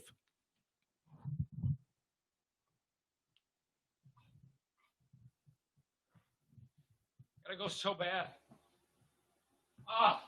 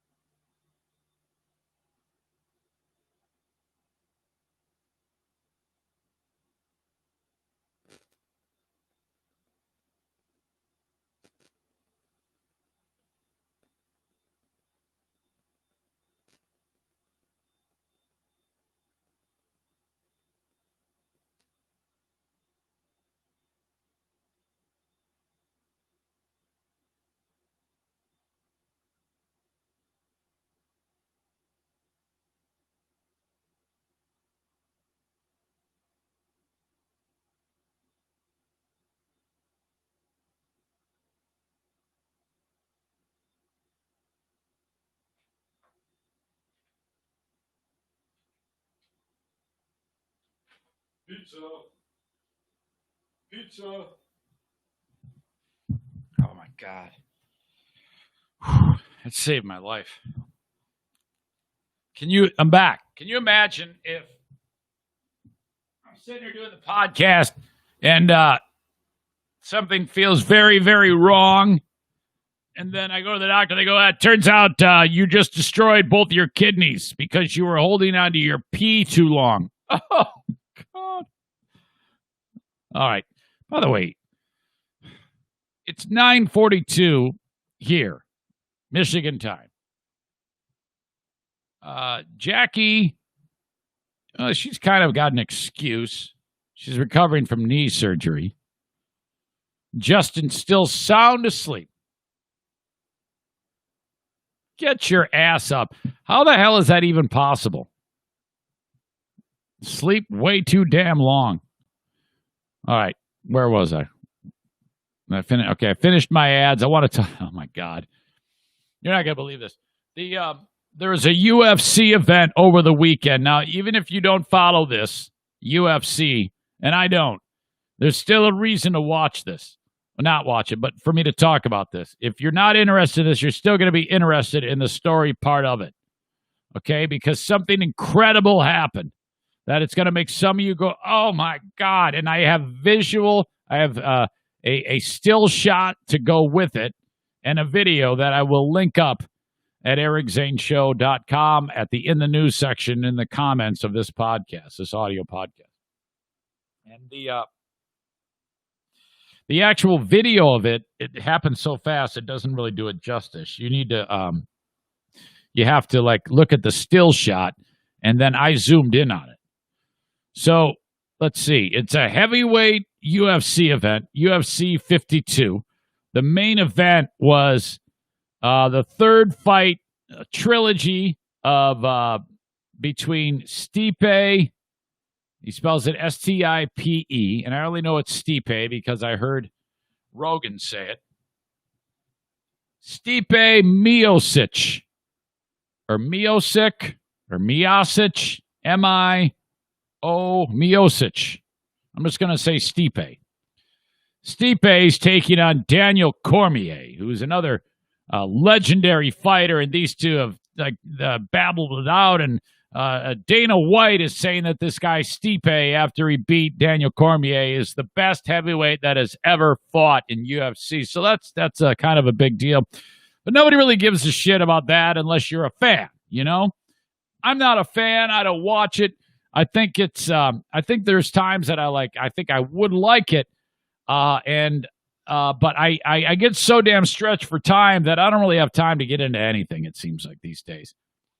Whenever somebody has something that they want me to see or talk about, I'm like, oh, God, it's just a struggle. I spent a little time on the airplane finally getting caught up on some things that do require time. That would be the show Mindhunter. I finally got up to that, and I'm getting into slowly but surely making my way through Ozark.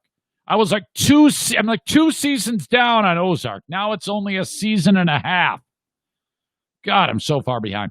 So it's too much of a burden of my time to get into UFC.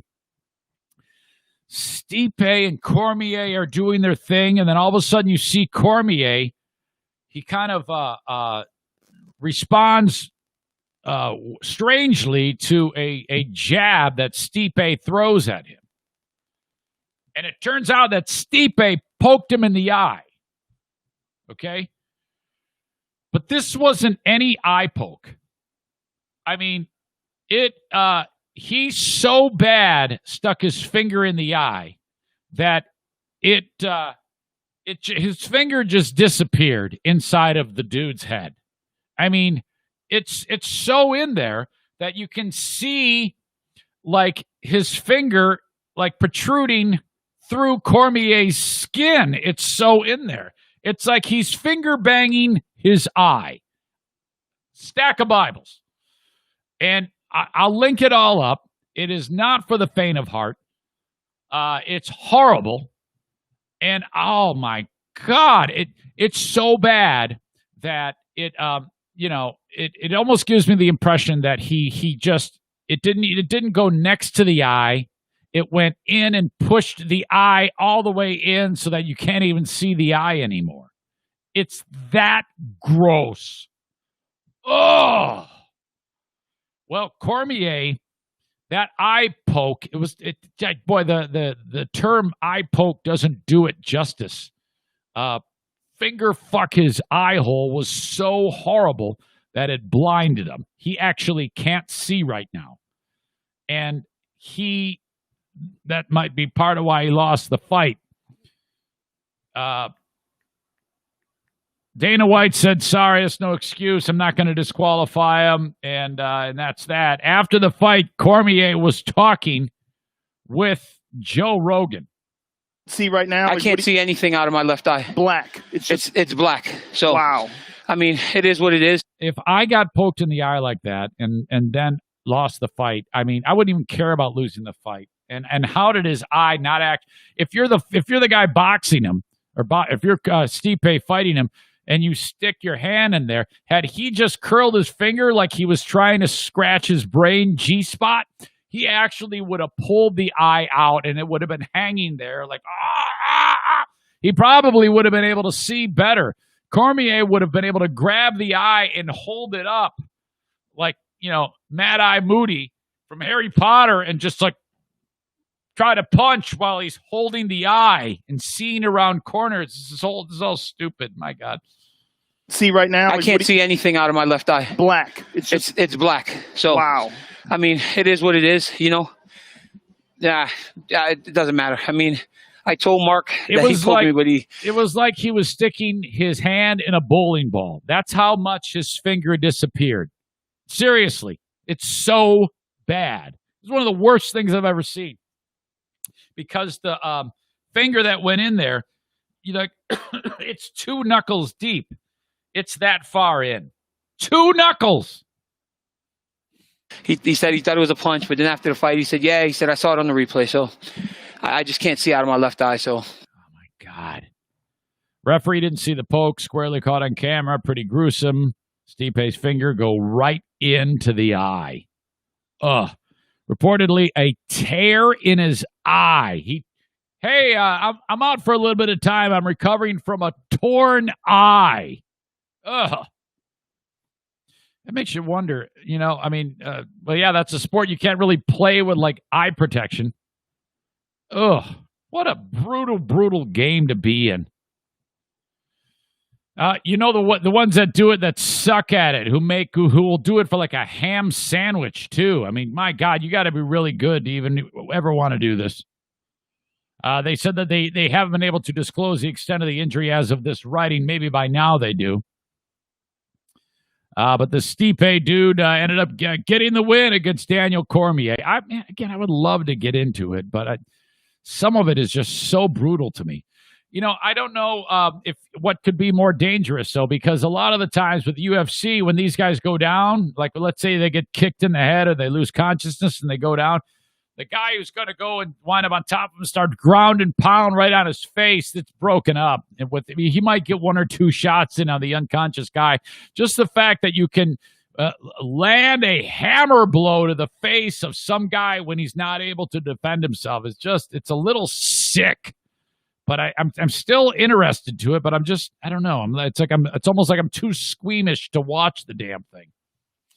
Okay, Blue Frost IT, this is what they want to do for your kids. Your kids are starting school. You got a shitty laptop or a desktop. It's slow. They're complaining. They're like, oh, my God, Dad, I can't get the schoolwork done. I want to do well. Oh, my God, but this takes so long. Please, can we buy a new computer? Like, oh, God, I'm hard up for cash. I don't want to buy a new computer, and I don't even know what to do. Well, just get a solid-state hard drive. Okay, that's going to make the thing so much faster. Kid's going to love you. You're going to get them out of there, out of your hair, and it's not going to cost you $700-800 like you would for a new laptop. It's a $300 deal. And they show up at your place to do it. They show up, they replace the archaic equipment, replace it with a solid-state hard drive, and then boom, your kid's in business. You want more information? 616-200-8550. Again, about an hour of your time, about $300, ballpark, give or take on both of those things. And then your kids don't think you're a loser. You want your kid to have the best so that they can get their homework done, their classwork done. A lot of them are going to be doing it remotely. I don't think it's going to last, by the way. Michigan, where we live, the kids are going to be going back to school, and I give them a month. And then it's going to be all online learning. My cousin Mary, she teaches online. She was telling me about that when I visited, how she's just sitting there watching. She's got more than one camera angle, too. So she's like, it's like she's, like a security guard. And all the kids, she's looking. She's like, all right, are you wearing pajamas? Jeffrey, are you wearing pajamas? Stand up, fucker. Get your ass upstairs and go put on appropriate clothes for the classroom. She won't let him wear pajamas. She's one of those. I'm like, oh, my God, you're a hard ass. 2 camera setups. Watching the classroom, looking at their individual faces. So pay attention. I think that if you're a kid and you're on Zoom class like that, you have a harder time being conspicuous. It's going to be easier for the teacher to see when you're doing something you shouldn't be doing, because she can just look at you just glance over the whole room real fast. Hey, you! So anyway, with your kids, make sure that they have a computer that is up to snuff and running in a fast order. That's what Blue Frost IT does. They do a lot of things, but they want me to push this for school as part of their message. This is a managed IT service provider that also servicing small and medium-sized businesses. So if you don't yet have a group of people like Blue Frost IT who are Johnny on the spot when your equipment goes AWOL for the day, my God, time is money, man. Don't be wondering what the hell you're supposed to do and unhooking all your shit and taking it to Best Buy. Come on. The way to do it is with Blue Frost IT, the managed IT service provider for small and medium-sized businesses. Get a hold of them at 616-200-8550. One more tech thing for you. Green Clean Technologies. If you've got a data center in your business, bank, hospital, school, nursery, I don't care what it is. If you've got a data center, that room needs to be sterile, okay? Don't just let anybody wander in with their dust and their mites and their allergens all over them, okay? There's a protocol to keeping those rooms clean, and if those sensitive pieces of equipment get fried, well, you're screwed, okay?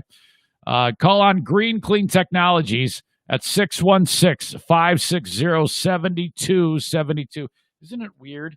I can't read something this far away, but I'm looking at a monitor that you can't even see, and I can see it clear as day. 616-560-7272 for Green Clean Technologies. They keep those data centers clean, and trust me, if you don't have them working for you, it's not a sterile environment.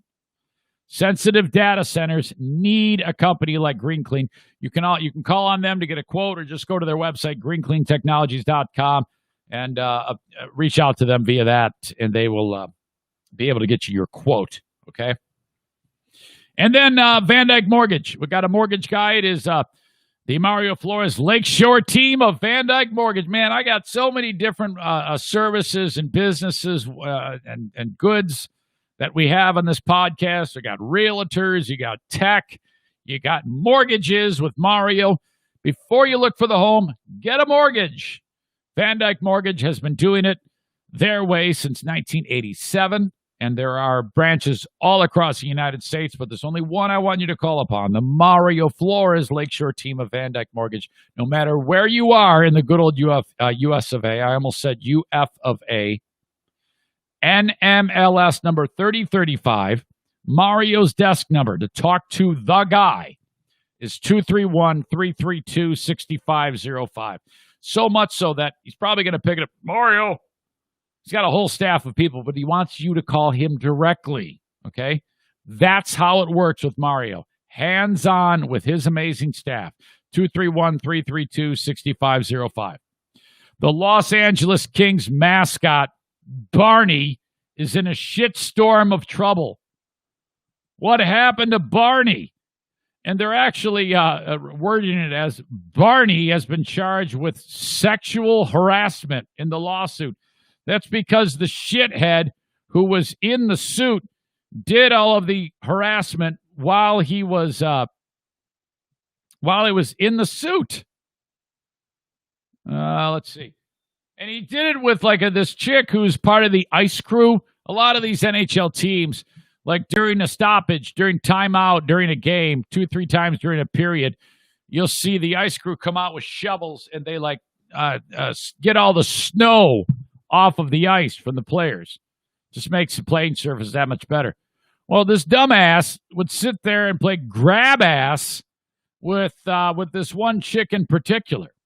The Kings announced Friday they suspended the dude who was in the suit for sexual misconduct and were launching an investigation.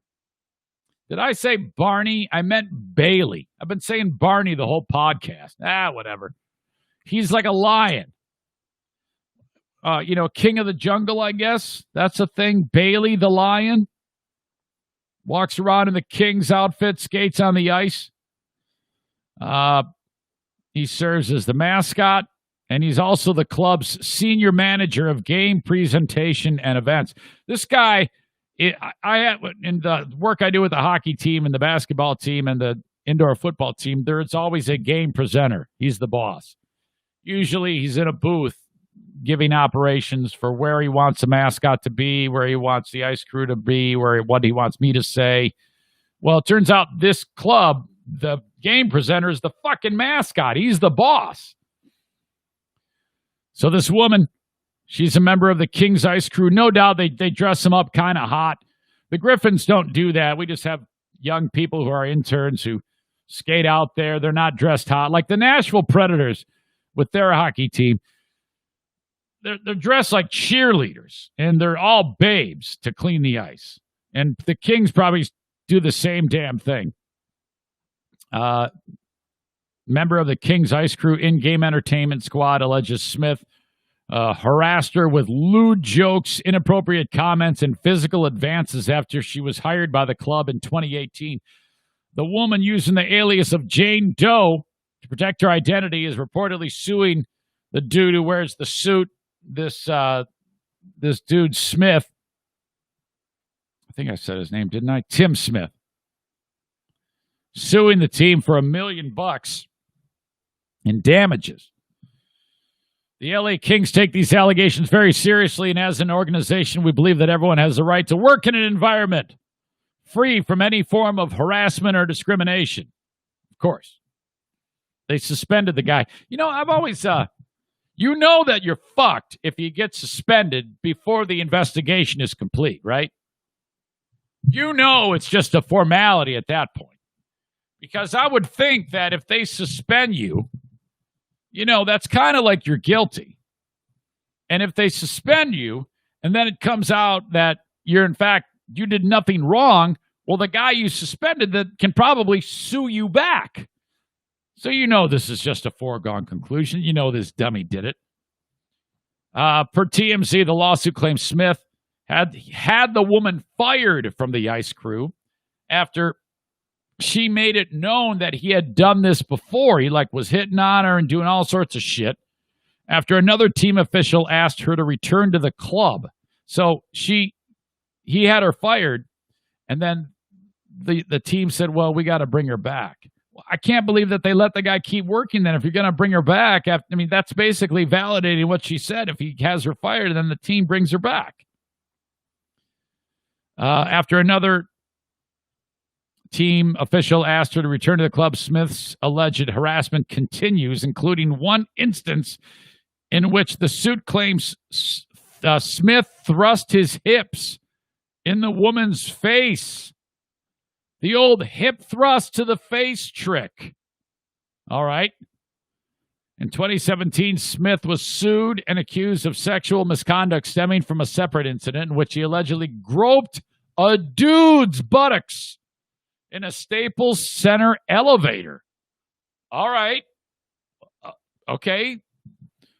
The team disputed that claim at the time, saying an internal investigation found the allegation to be without merit. Well, how would you know if it's just his word versus the dude's? The suit was later settled between the parties. This Tim Smith sounds like a real pain in the ass. So who knows what's going to happen with this one, but the guy who's in the suit for Bailey is in deep, deep caca. Good luck with that one. All right, speaking of sexual misconduct, I wanted to cover with you America's Worst Judge.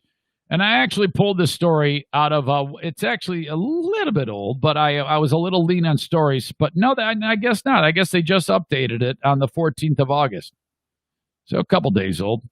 I thought it was older than that.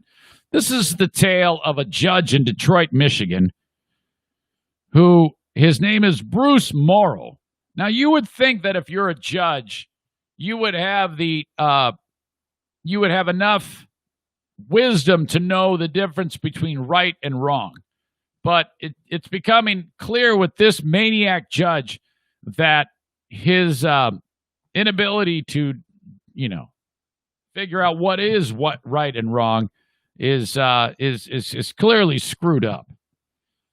This guy has a very controversial past, this judge, Bruce Morrow, as being under investigation again by a judicial committee for making raunchy comments to female lawyers in the courtroom, sizing them up with his eyes and joking about male genitalia in chambers. Now, I might joke about male genitalia, but I'm not a lawyer. The judge got so graphic, a formal complaint alleges that one prosecutor was left frozen. These are among a fresh batch. You know it's bad when they describe it as a fresh batch, meaning there's an old batch of allegations. A fresh batch of allegations facing Wayne County Circuit Judge Bruce Morrow, who, according to the Judicial Tenure Commission, you don't want to be on the wrong side of this group, crossed many lines during a 2019 homicide trial. Now, this is the real bad thing here. He doesn't like the way the prosecution is presenting the evidence.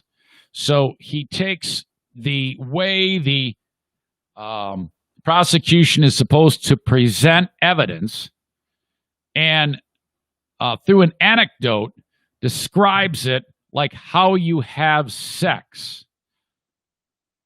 I know that sounds strange, but stay with me here. I'll explain it. What this all means.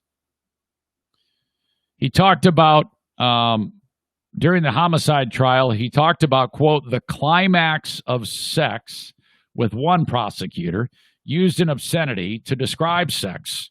He said the word fucking and mocked the defendant over the size of his penis in chambers.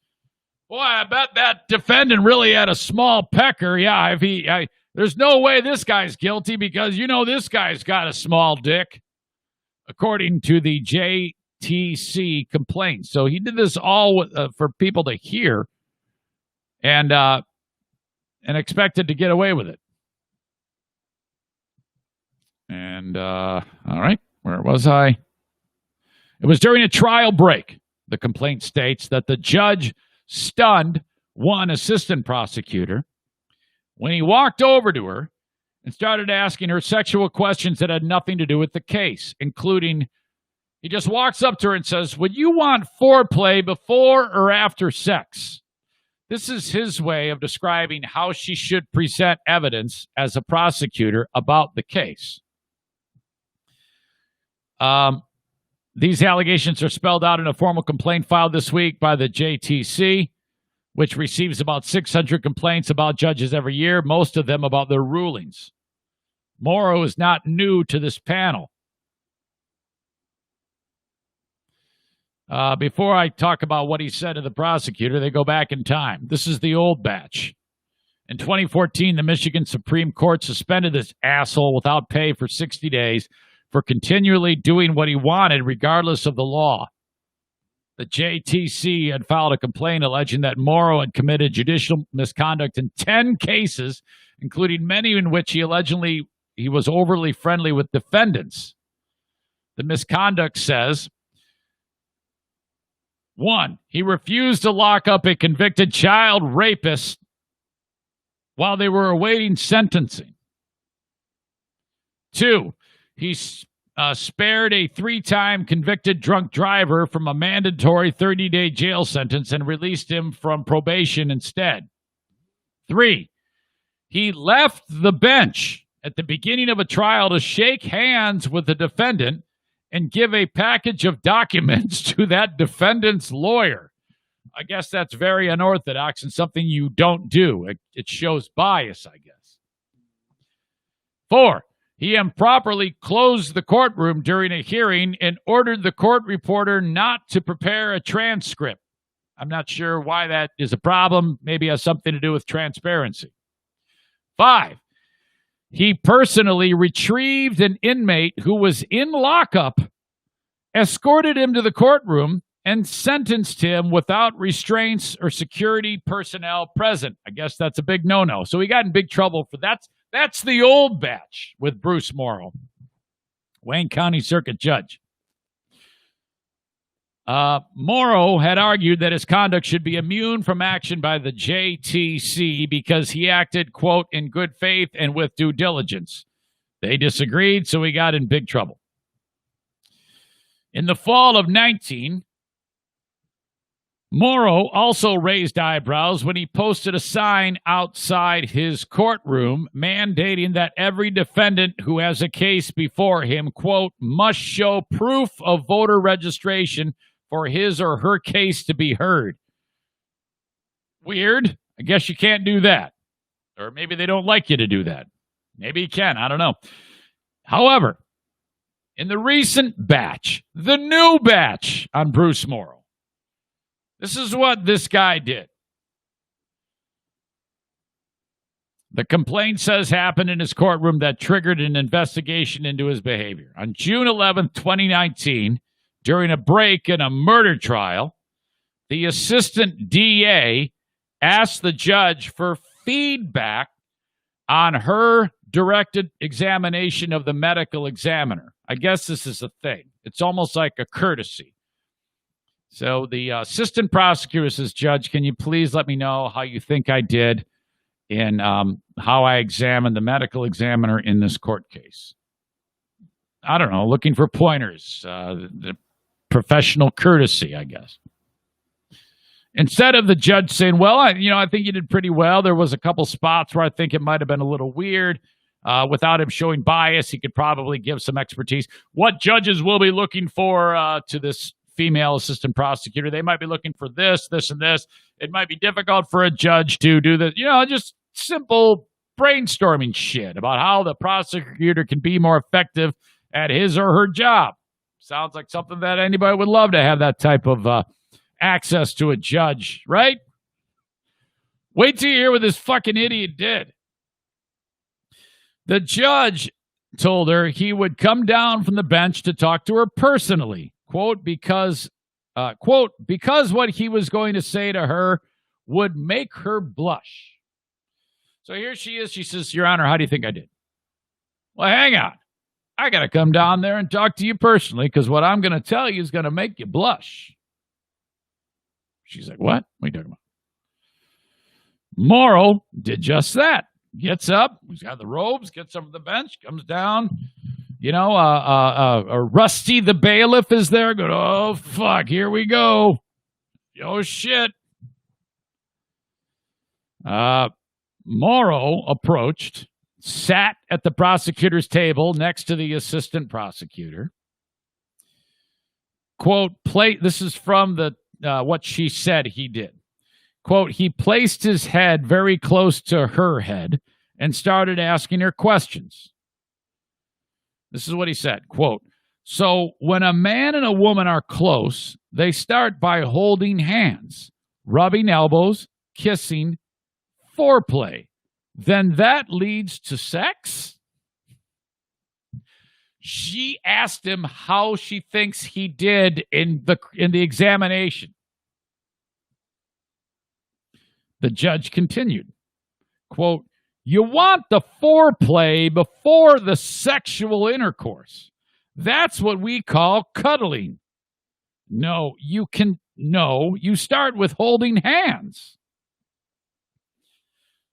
The judge, the complaint said, was making an analogy to the prosecutor to effect that, quote, the climax of sex is akin to getting the medical examiner to state the cause and manner of death and getting the details of his examination of the body. All right, so the way to show his example, he's using sex to talk to this chick. The judge continued, you start with all the information from the report, all the testimony, crescendo to the cause and manner of death, which is the actual sex of the testimony. This guy's such a pervert. He's talking about her job as sex. The judge suggested to the assistant prosecutor that, quote, you want to tease the jury with the details of the examination. I'm surprised he didn't say, you got to kind of like take the tip and just stick it in a little. Lead them to the climax of the manner and cause of death. Oh, my God. This discussion caused the prosecutor, quote, to feel frozen and afraid to move, the complaint states. Morrow could not be reached for comment. I can't believe the guy would think is so brazen that he would think he could get away with that. This is one step away from like a criminal predator, you know? And who knows what this guy's done? Then it says, behind closed doors. Count 2. That was just count 1. Count 2 in the judicial complaint alleges misbehaving by the judge during jury deliberations. This allegedly went on in his chamber. On June 11, 2019, while the jury deliberated, Morrow invited both defense lawyers and prosecutors to join him in his chambers. There, he chastised another female prosecutor for presenting evidence to the jury that the murder suspect's DNA was found on the victim's vaginal swab. All you did was show they fucked. That's the quote. They put F and dash, dash, dash. All you did was show they fucked, is what this guy said. The judge allegedly told the prosecutor. Then he, quote, made fun of the defendant's testimony that he and the victim did not have sex in a normal manner because she was pregnant and he did not want to hurt the baby. So, since they said earlier he made fun of the defendant's pecker size, hell, he's probably got a pin dick. He ain't going to hurt the baby anyway. While in chambers, the judge also criticized some of the prosecutor's questioning techniques and picking a jury, allegedly saying, if I want to have sex with a woman on the first date, he's going back to this, how would I figure that out? I wouldn't ask her if she wants family or children or what she does. I'd ask her, have you had sex on the first date before? Would you sleep with me on a first date? This guy is ridiculous. The judge asked the prosecutor, this is count 2. This doesn't include all the first shit I told you about. The judge asked the prosecutor what her definition of non-traditional sex was. Not intercourse, she answered. The judge told her that view was shaped by her own bias and that most people did not define non-traditional sex the way she does.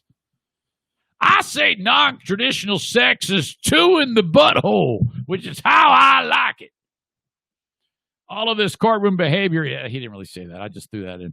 All of this courtroom behavior, the Judicial Commission alleges violated the Michigan Code of Judicial Conduct, I'm guessing, which requires judges to personally observe high standards of conduct. Basically, he's a fucking asshole. Treat every person with courtesy and respect and be dignified and courteous to lawyers. How this guy stays a judge, it would be a miracle for this guy to stay a judge. One more thing on Bruce Morrow, the Wayne County Circuit Court judge on the other side of the state. By the way, nobody would have heard this guy had we not unpacked this story in detail. It's a long article, and I'll link it up.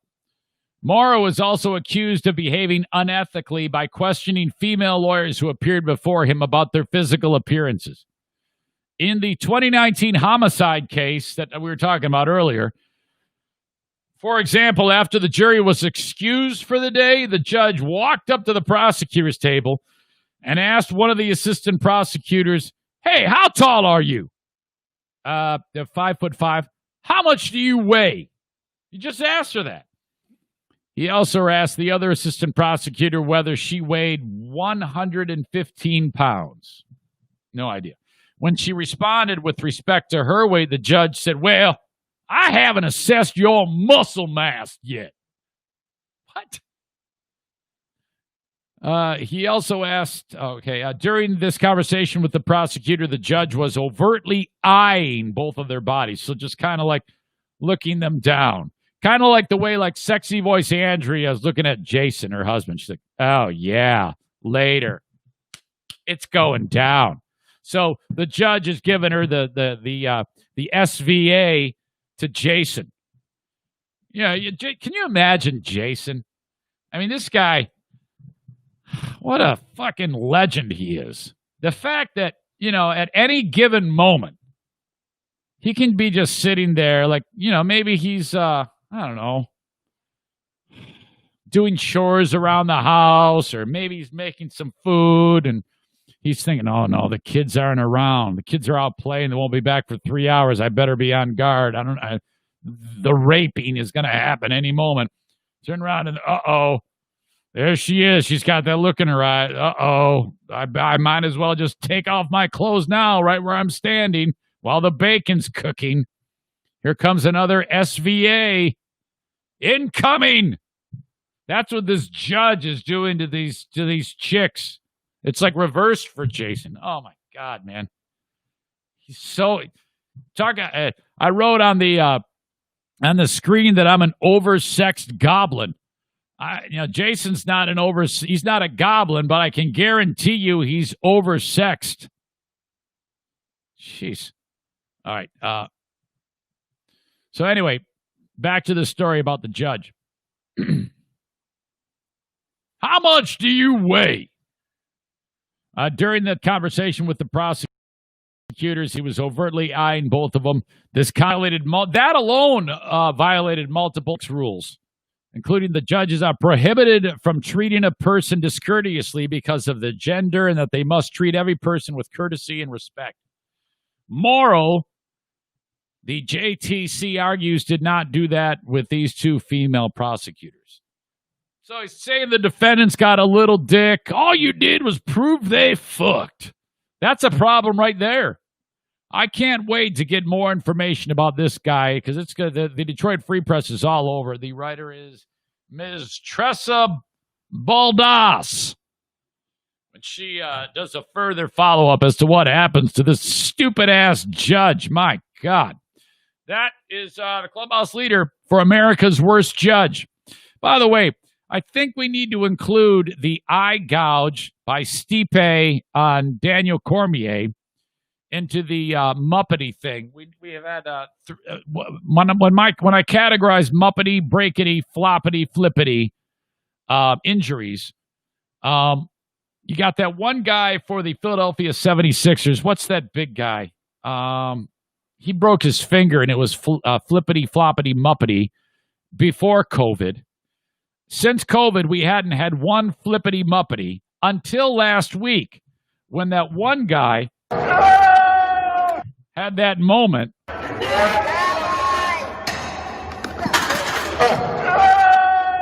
When he was weightlifting, trying to squat 800 pounds. Holy crap.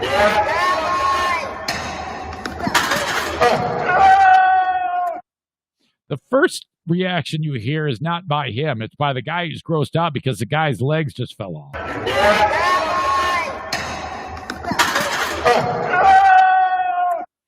So between Muppety leg break, Muppety finger by basketball player who I can't remember his name now, and Dan Cormier eye finger in eye socket.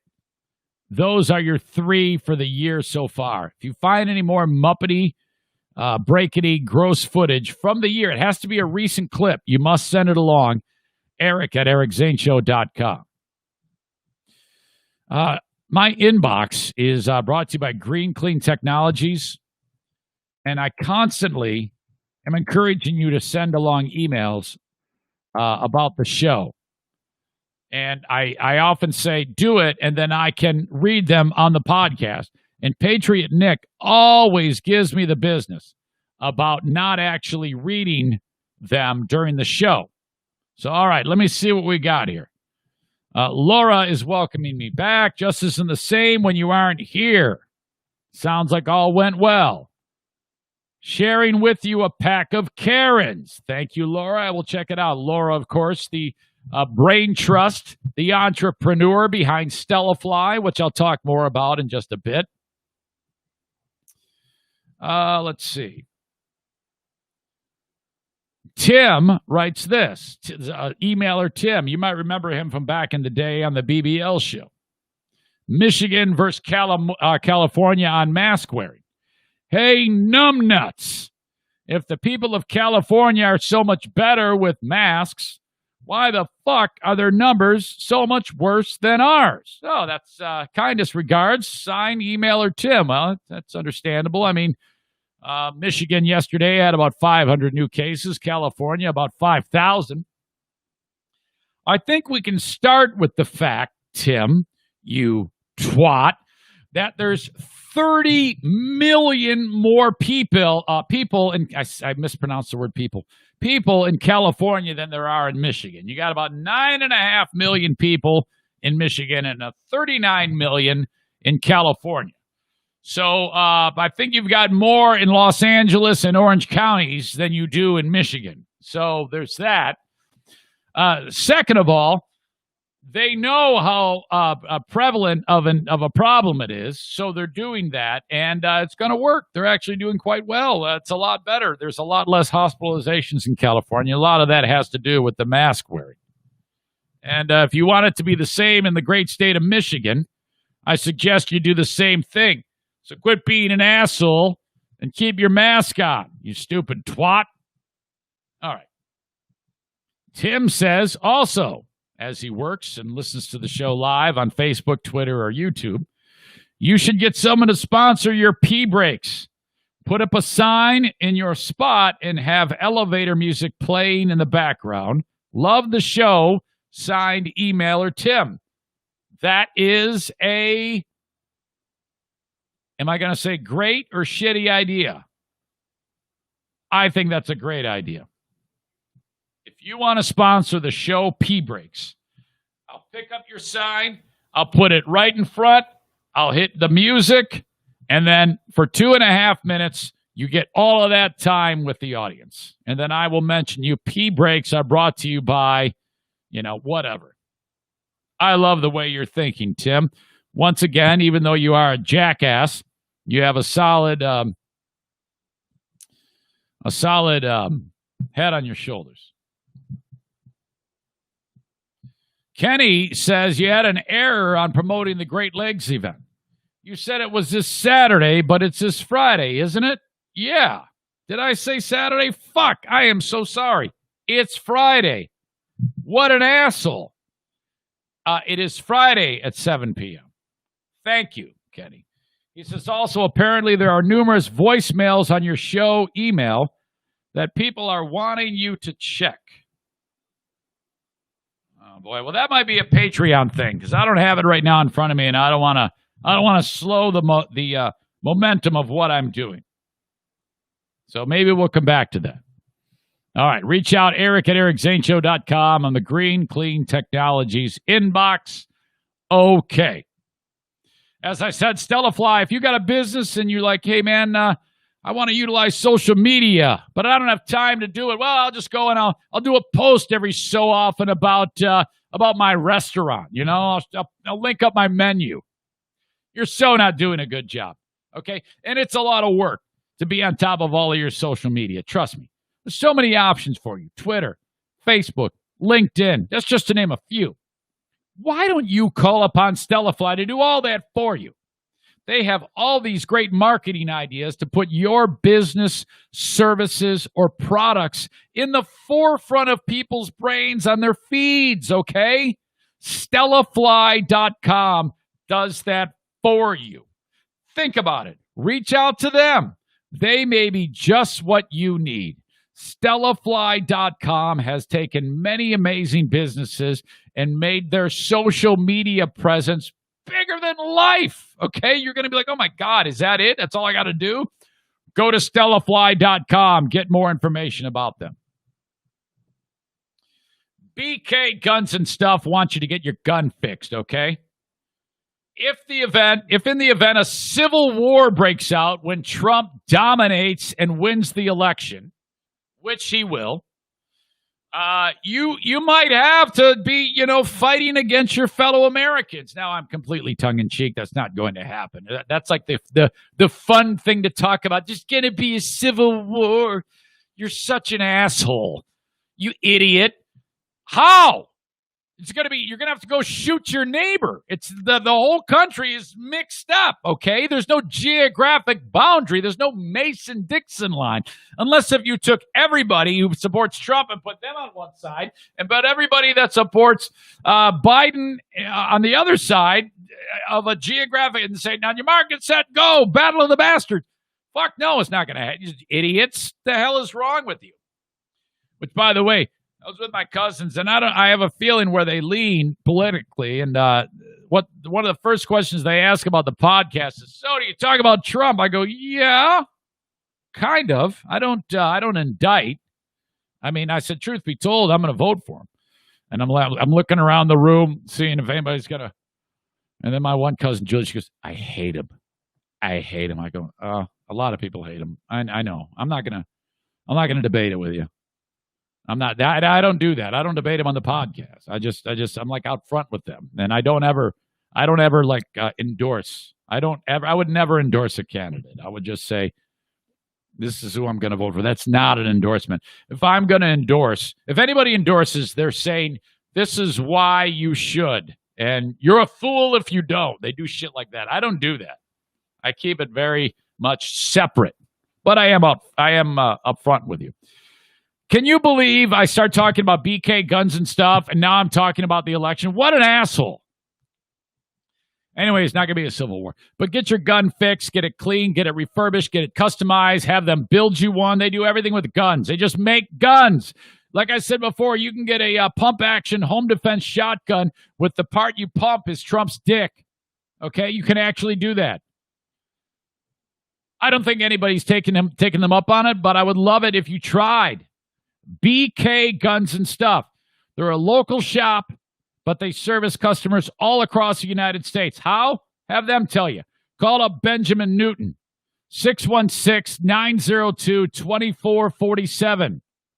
616-902-2447. For BK Guns and Stuff. And if you click on their logo at ericzaneshow.com, it'll take you right to their website. Okay, so here I am. I'm looking at the clock, and I just can't believe it. I took a 3 or 4 minute pee break, but we're going to clock in at 2.5 hours. Pretty close to 2.5 hours. I think I started at like 6 after. We'll probably clock in at 2:20, 2:25. I don't know. But yeah, it's quite a thing because when I was with my cousins, I go, so when I'm trying to explain to them what I do for a living. So how's radio? I don't do radio. It dried up. And then explaining to them the podcast. I even I grabbed phones and I subscribed them to it. And then I'm nervous because like my cousin's husband, Bruce, he listens to a lot of really smart podcasts. I mean, like Malcolm Gladwell stuff and just really excellent work that these brainy ass people, these well produced podcasts. I mean, this is basically a stream of conscious rant fest is what this is, storytelling podcast. And I'm like, oh God, they're going to listen to it. Here we go. So he might have been lying to me. I don't know. I think he thinks it's funny. I sent him one from the week before, and I said, yeah, this one was a good show. I enjoyed this one. Check it out. And it was one from last week when I got the COVID test. A lady was screaming out in front of the COVID testing facility.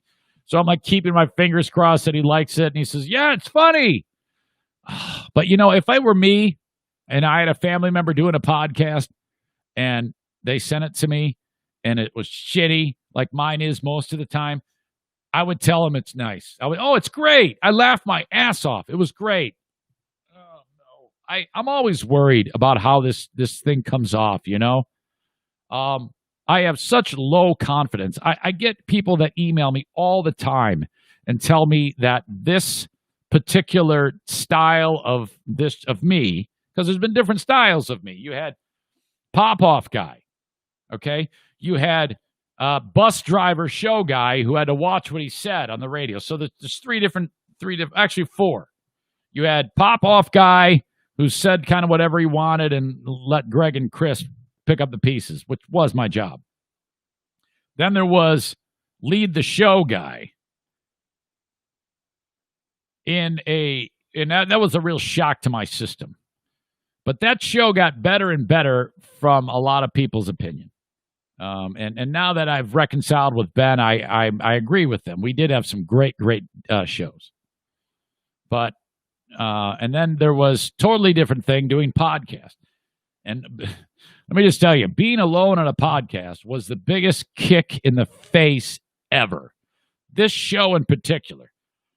Oh, my God. I mean, I don't have any confidence right now. Imagine it back then. I mean, it was really bad. And plus, I was suffering from anxiety then. Oh, God. So icky. I don't dare go back and listen to those shows. It wasn't until about last summer that I felt like, you know what? I think I can pull this off. I don't know how I've done it up to this point. Thank God this audience is very patient. But even now, when we have these long shows like this, and it seems to be like I can keep it moving, I still beat myself up about this shit sucks. And I hear from people all the time. I just heard from Zaniac Jeremy. He's like, oh, my God, it's getting better and better. I'm like, it is? No, it isn't. So I'm constantly worried about how shitty this show is. And every time that even any amount of time goes by, I'm like, man, it's getting worse. It's over. We're done. I don't know what my problem is. All right, I got one more story for you, but real quick. Horizon Hydroponics, I have a checkout code for you because you can save 10%. Now, Horizon Hydroponics has clients all across the United States. You go to their website, Horizon Hydroponics, Horizen, hydroponics.com. If you are a grower, if you're a caregiver, if you're growing cannabis in your house, if you're growing it outside of your house, if you're growing tomatoes and celery and zucchini in your house or outside of your house, you have to have the right equipment. You have to have the right nutrients, the right additives, the right brain power behind it. Some of you just do this as a hobby. Some of you just like to smoke a little bit of weed. I don't. I've smoked it like 3 times in my life. By the way, I saw numerous times people on the street, homeless people on the street in California, actually sitting on a curb just smoking a joint. I'm out for a run on the campus of UCLA, and I'm like, uh-oh, something's going on. Where's it? Oh, it's you. You're the guy. So, yeah, this is a very green neck of the woods here in Michigan. And Horizon Hydroponics has been on the forefront of this industry since before it was cool. Okay? They were like in the closet about this, having to like do it with sorry to pardon the pun, smoke and mirrors. But now they can be as upfront about this as possible because Michigan is such a gloriously green state. And I'm really proud of that. I mean, that this state has that. And I don't smoke at all. But knowing you can is pretty cool. So Horizon Hydroponics is where you go. And if you go online and buy the stuff and have it sent to you, if you spend more than $250, you get the shipping free. But if you want to go in person, they got a store on Alpine in Grand Rapids. They got the Grover's Outlet in Byron Center, Kalamazoo store, and a Lansing store if you want to do it in person. They're so smart, too. You can call them up, pick their brain, buy whatever you want. Use Zane Show at checkout. Zane Show at checkout. Save 10%. Thank you. Oh, Horizon Hydroponics. Okay. Big story of the weekend, the shark puncher. Dude's in the water with his wife, and a shark latches onto her leg, and he springs into action and saves her life. This is in Australia. They're surfing. All right, they're doing their paddling on the belly, feetsies, tootsies in the water. Great white shark is just, nothing to do. I've been kind of swimming around here. Boy, I'm magnificent. I think this is from the shark. I think I got to put these humans in check here. They've been getting a little too abundant in the water. And there's been not enough stories about us eating them. You know, we got to kind of even the playing field here. There's been one too many of these surfers, so I'm going to go eat this chick. You know, it seems like no matter what we do as sharks, these asshole humans keep trying to spread some silly narrative that it's safe to swim in my backyard. And it's not, because we eat them. And then, you know, I mean, all the humans say, they go around on their internets and they say, yeah, you're more likely to get hit in a car accident. You're more likely. They do these dumb stats like that. And frankly, all of us sharks are pretty fed up with it. They even, you know, they got a song that makes us very cute, the Baby Shark song. And, well, it's time to throw a fastball high and inside. You know, this is what you do in baseball. If somebody's crowding the plate, you put it right in his back. Throw it at his head. Throw it as hard as you can at his head. And hopefully it'll hit him.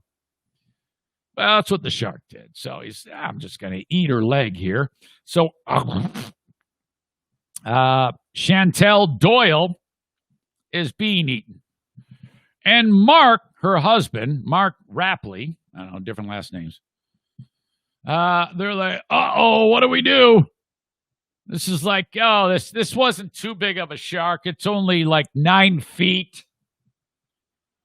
Why would you go in the water where a monster, a prehistoric monster, which actually has rows of teeth, not just sharp teeth, rows of sharp teeth, that has its own mechanism to protect itself in the eyes for when it bites you. The shark is such a pristine killing machine. Swims at 8 million miles an hour. It did one bite, it'll eat your leg off. They have coverings and membranes that go right over their eyes because they know they're vulnerable for things to hit them in the eye, like that boxer, you know? If only Daniel Cormier had the shark thing, then that guy wouldn't have been able to skull fuck his fucking eye hole with his finger. And the shark's just going to bite her leg off, and then she's going to die. And the shark's going to be like, now I have a full belly, and these asshole surfers, maybe they'll get the message that we ain't playing. But the shark, so to speak, bit off more than he could chew, because while he's chewing on the lady's leg, he jumped onto the back of the shark. So now you have the shark eating the woman with the guy on the back. And he looks to be a young, strong, strapping guy.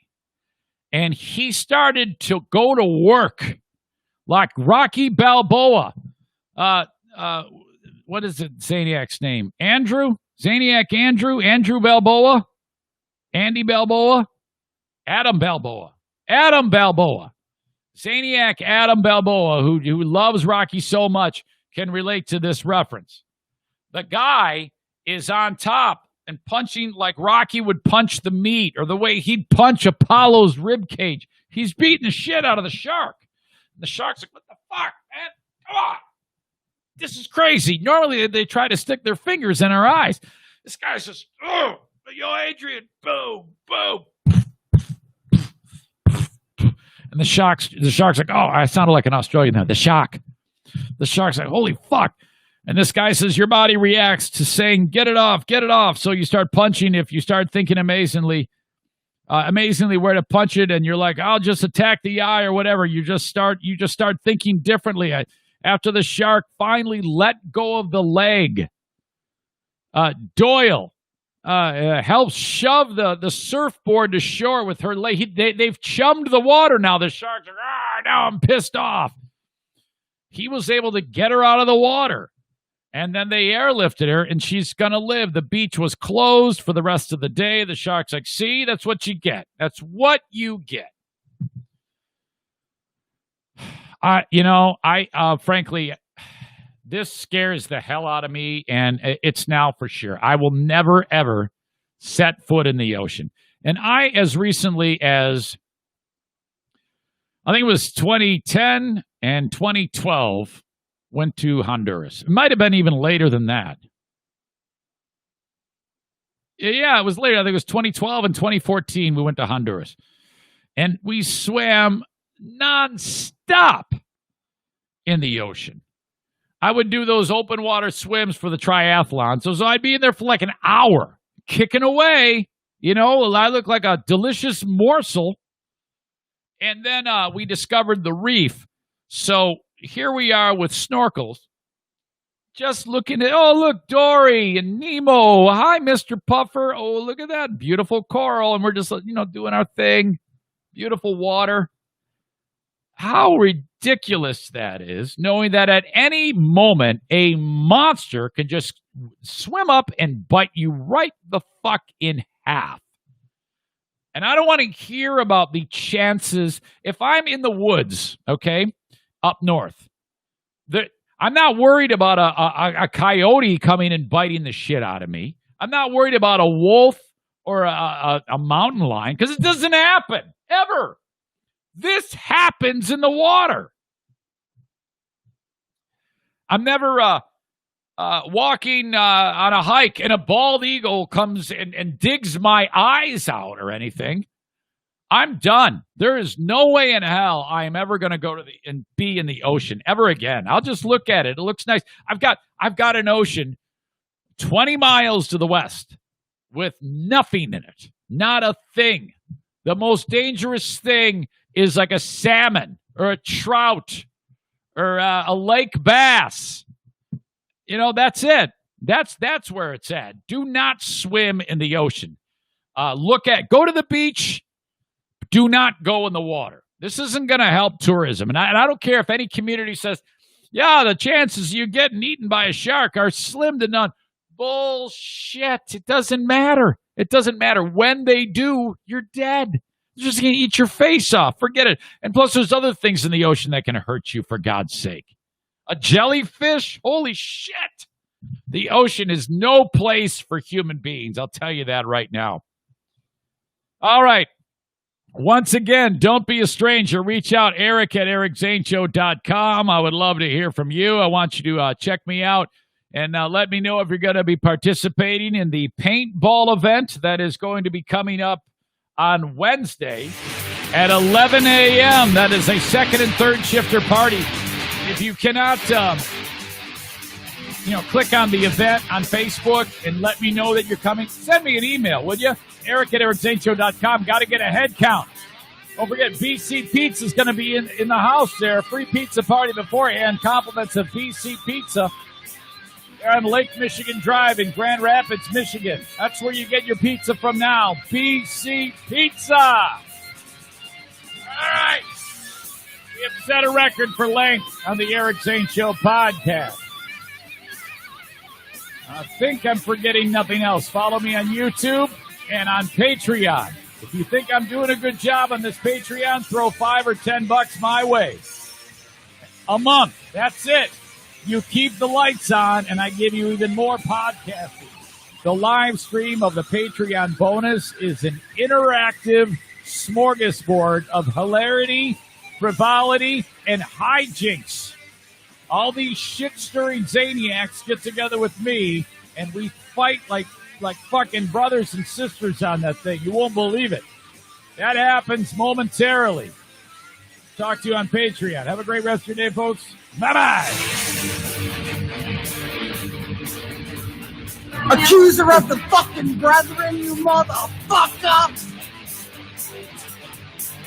Got type 1 diabetes!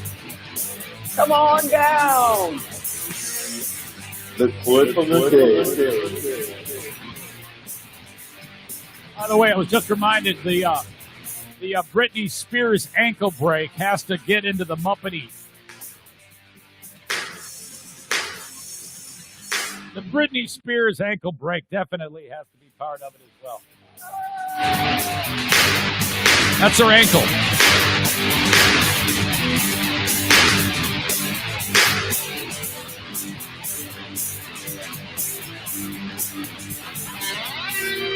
You look so amazing in that sundress.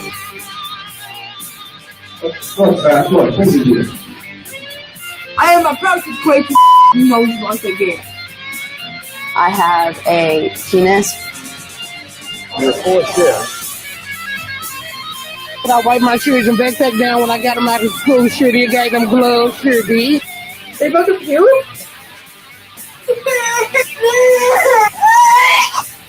This is audio. This is audio of Jim Brady when he found out he got banned from Zaniacs United. They about to kill him?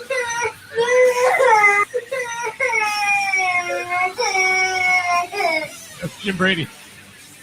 Fuck that guy. Everybody send him a Facebook message and call that guy a fuckhead today. Hey, Zane told you you're a dick. Need a finger in the mouth.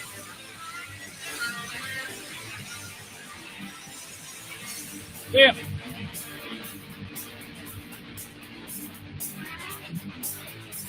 When I see the disinfectant that knocks it out in a minute, 1 minute, and is there a way we can do something like that by injection inside or almost a cleaning? Because you see it gets on the lungs and it does a tremendous number of the lungs.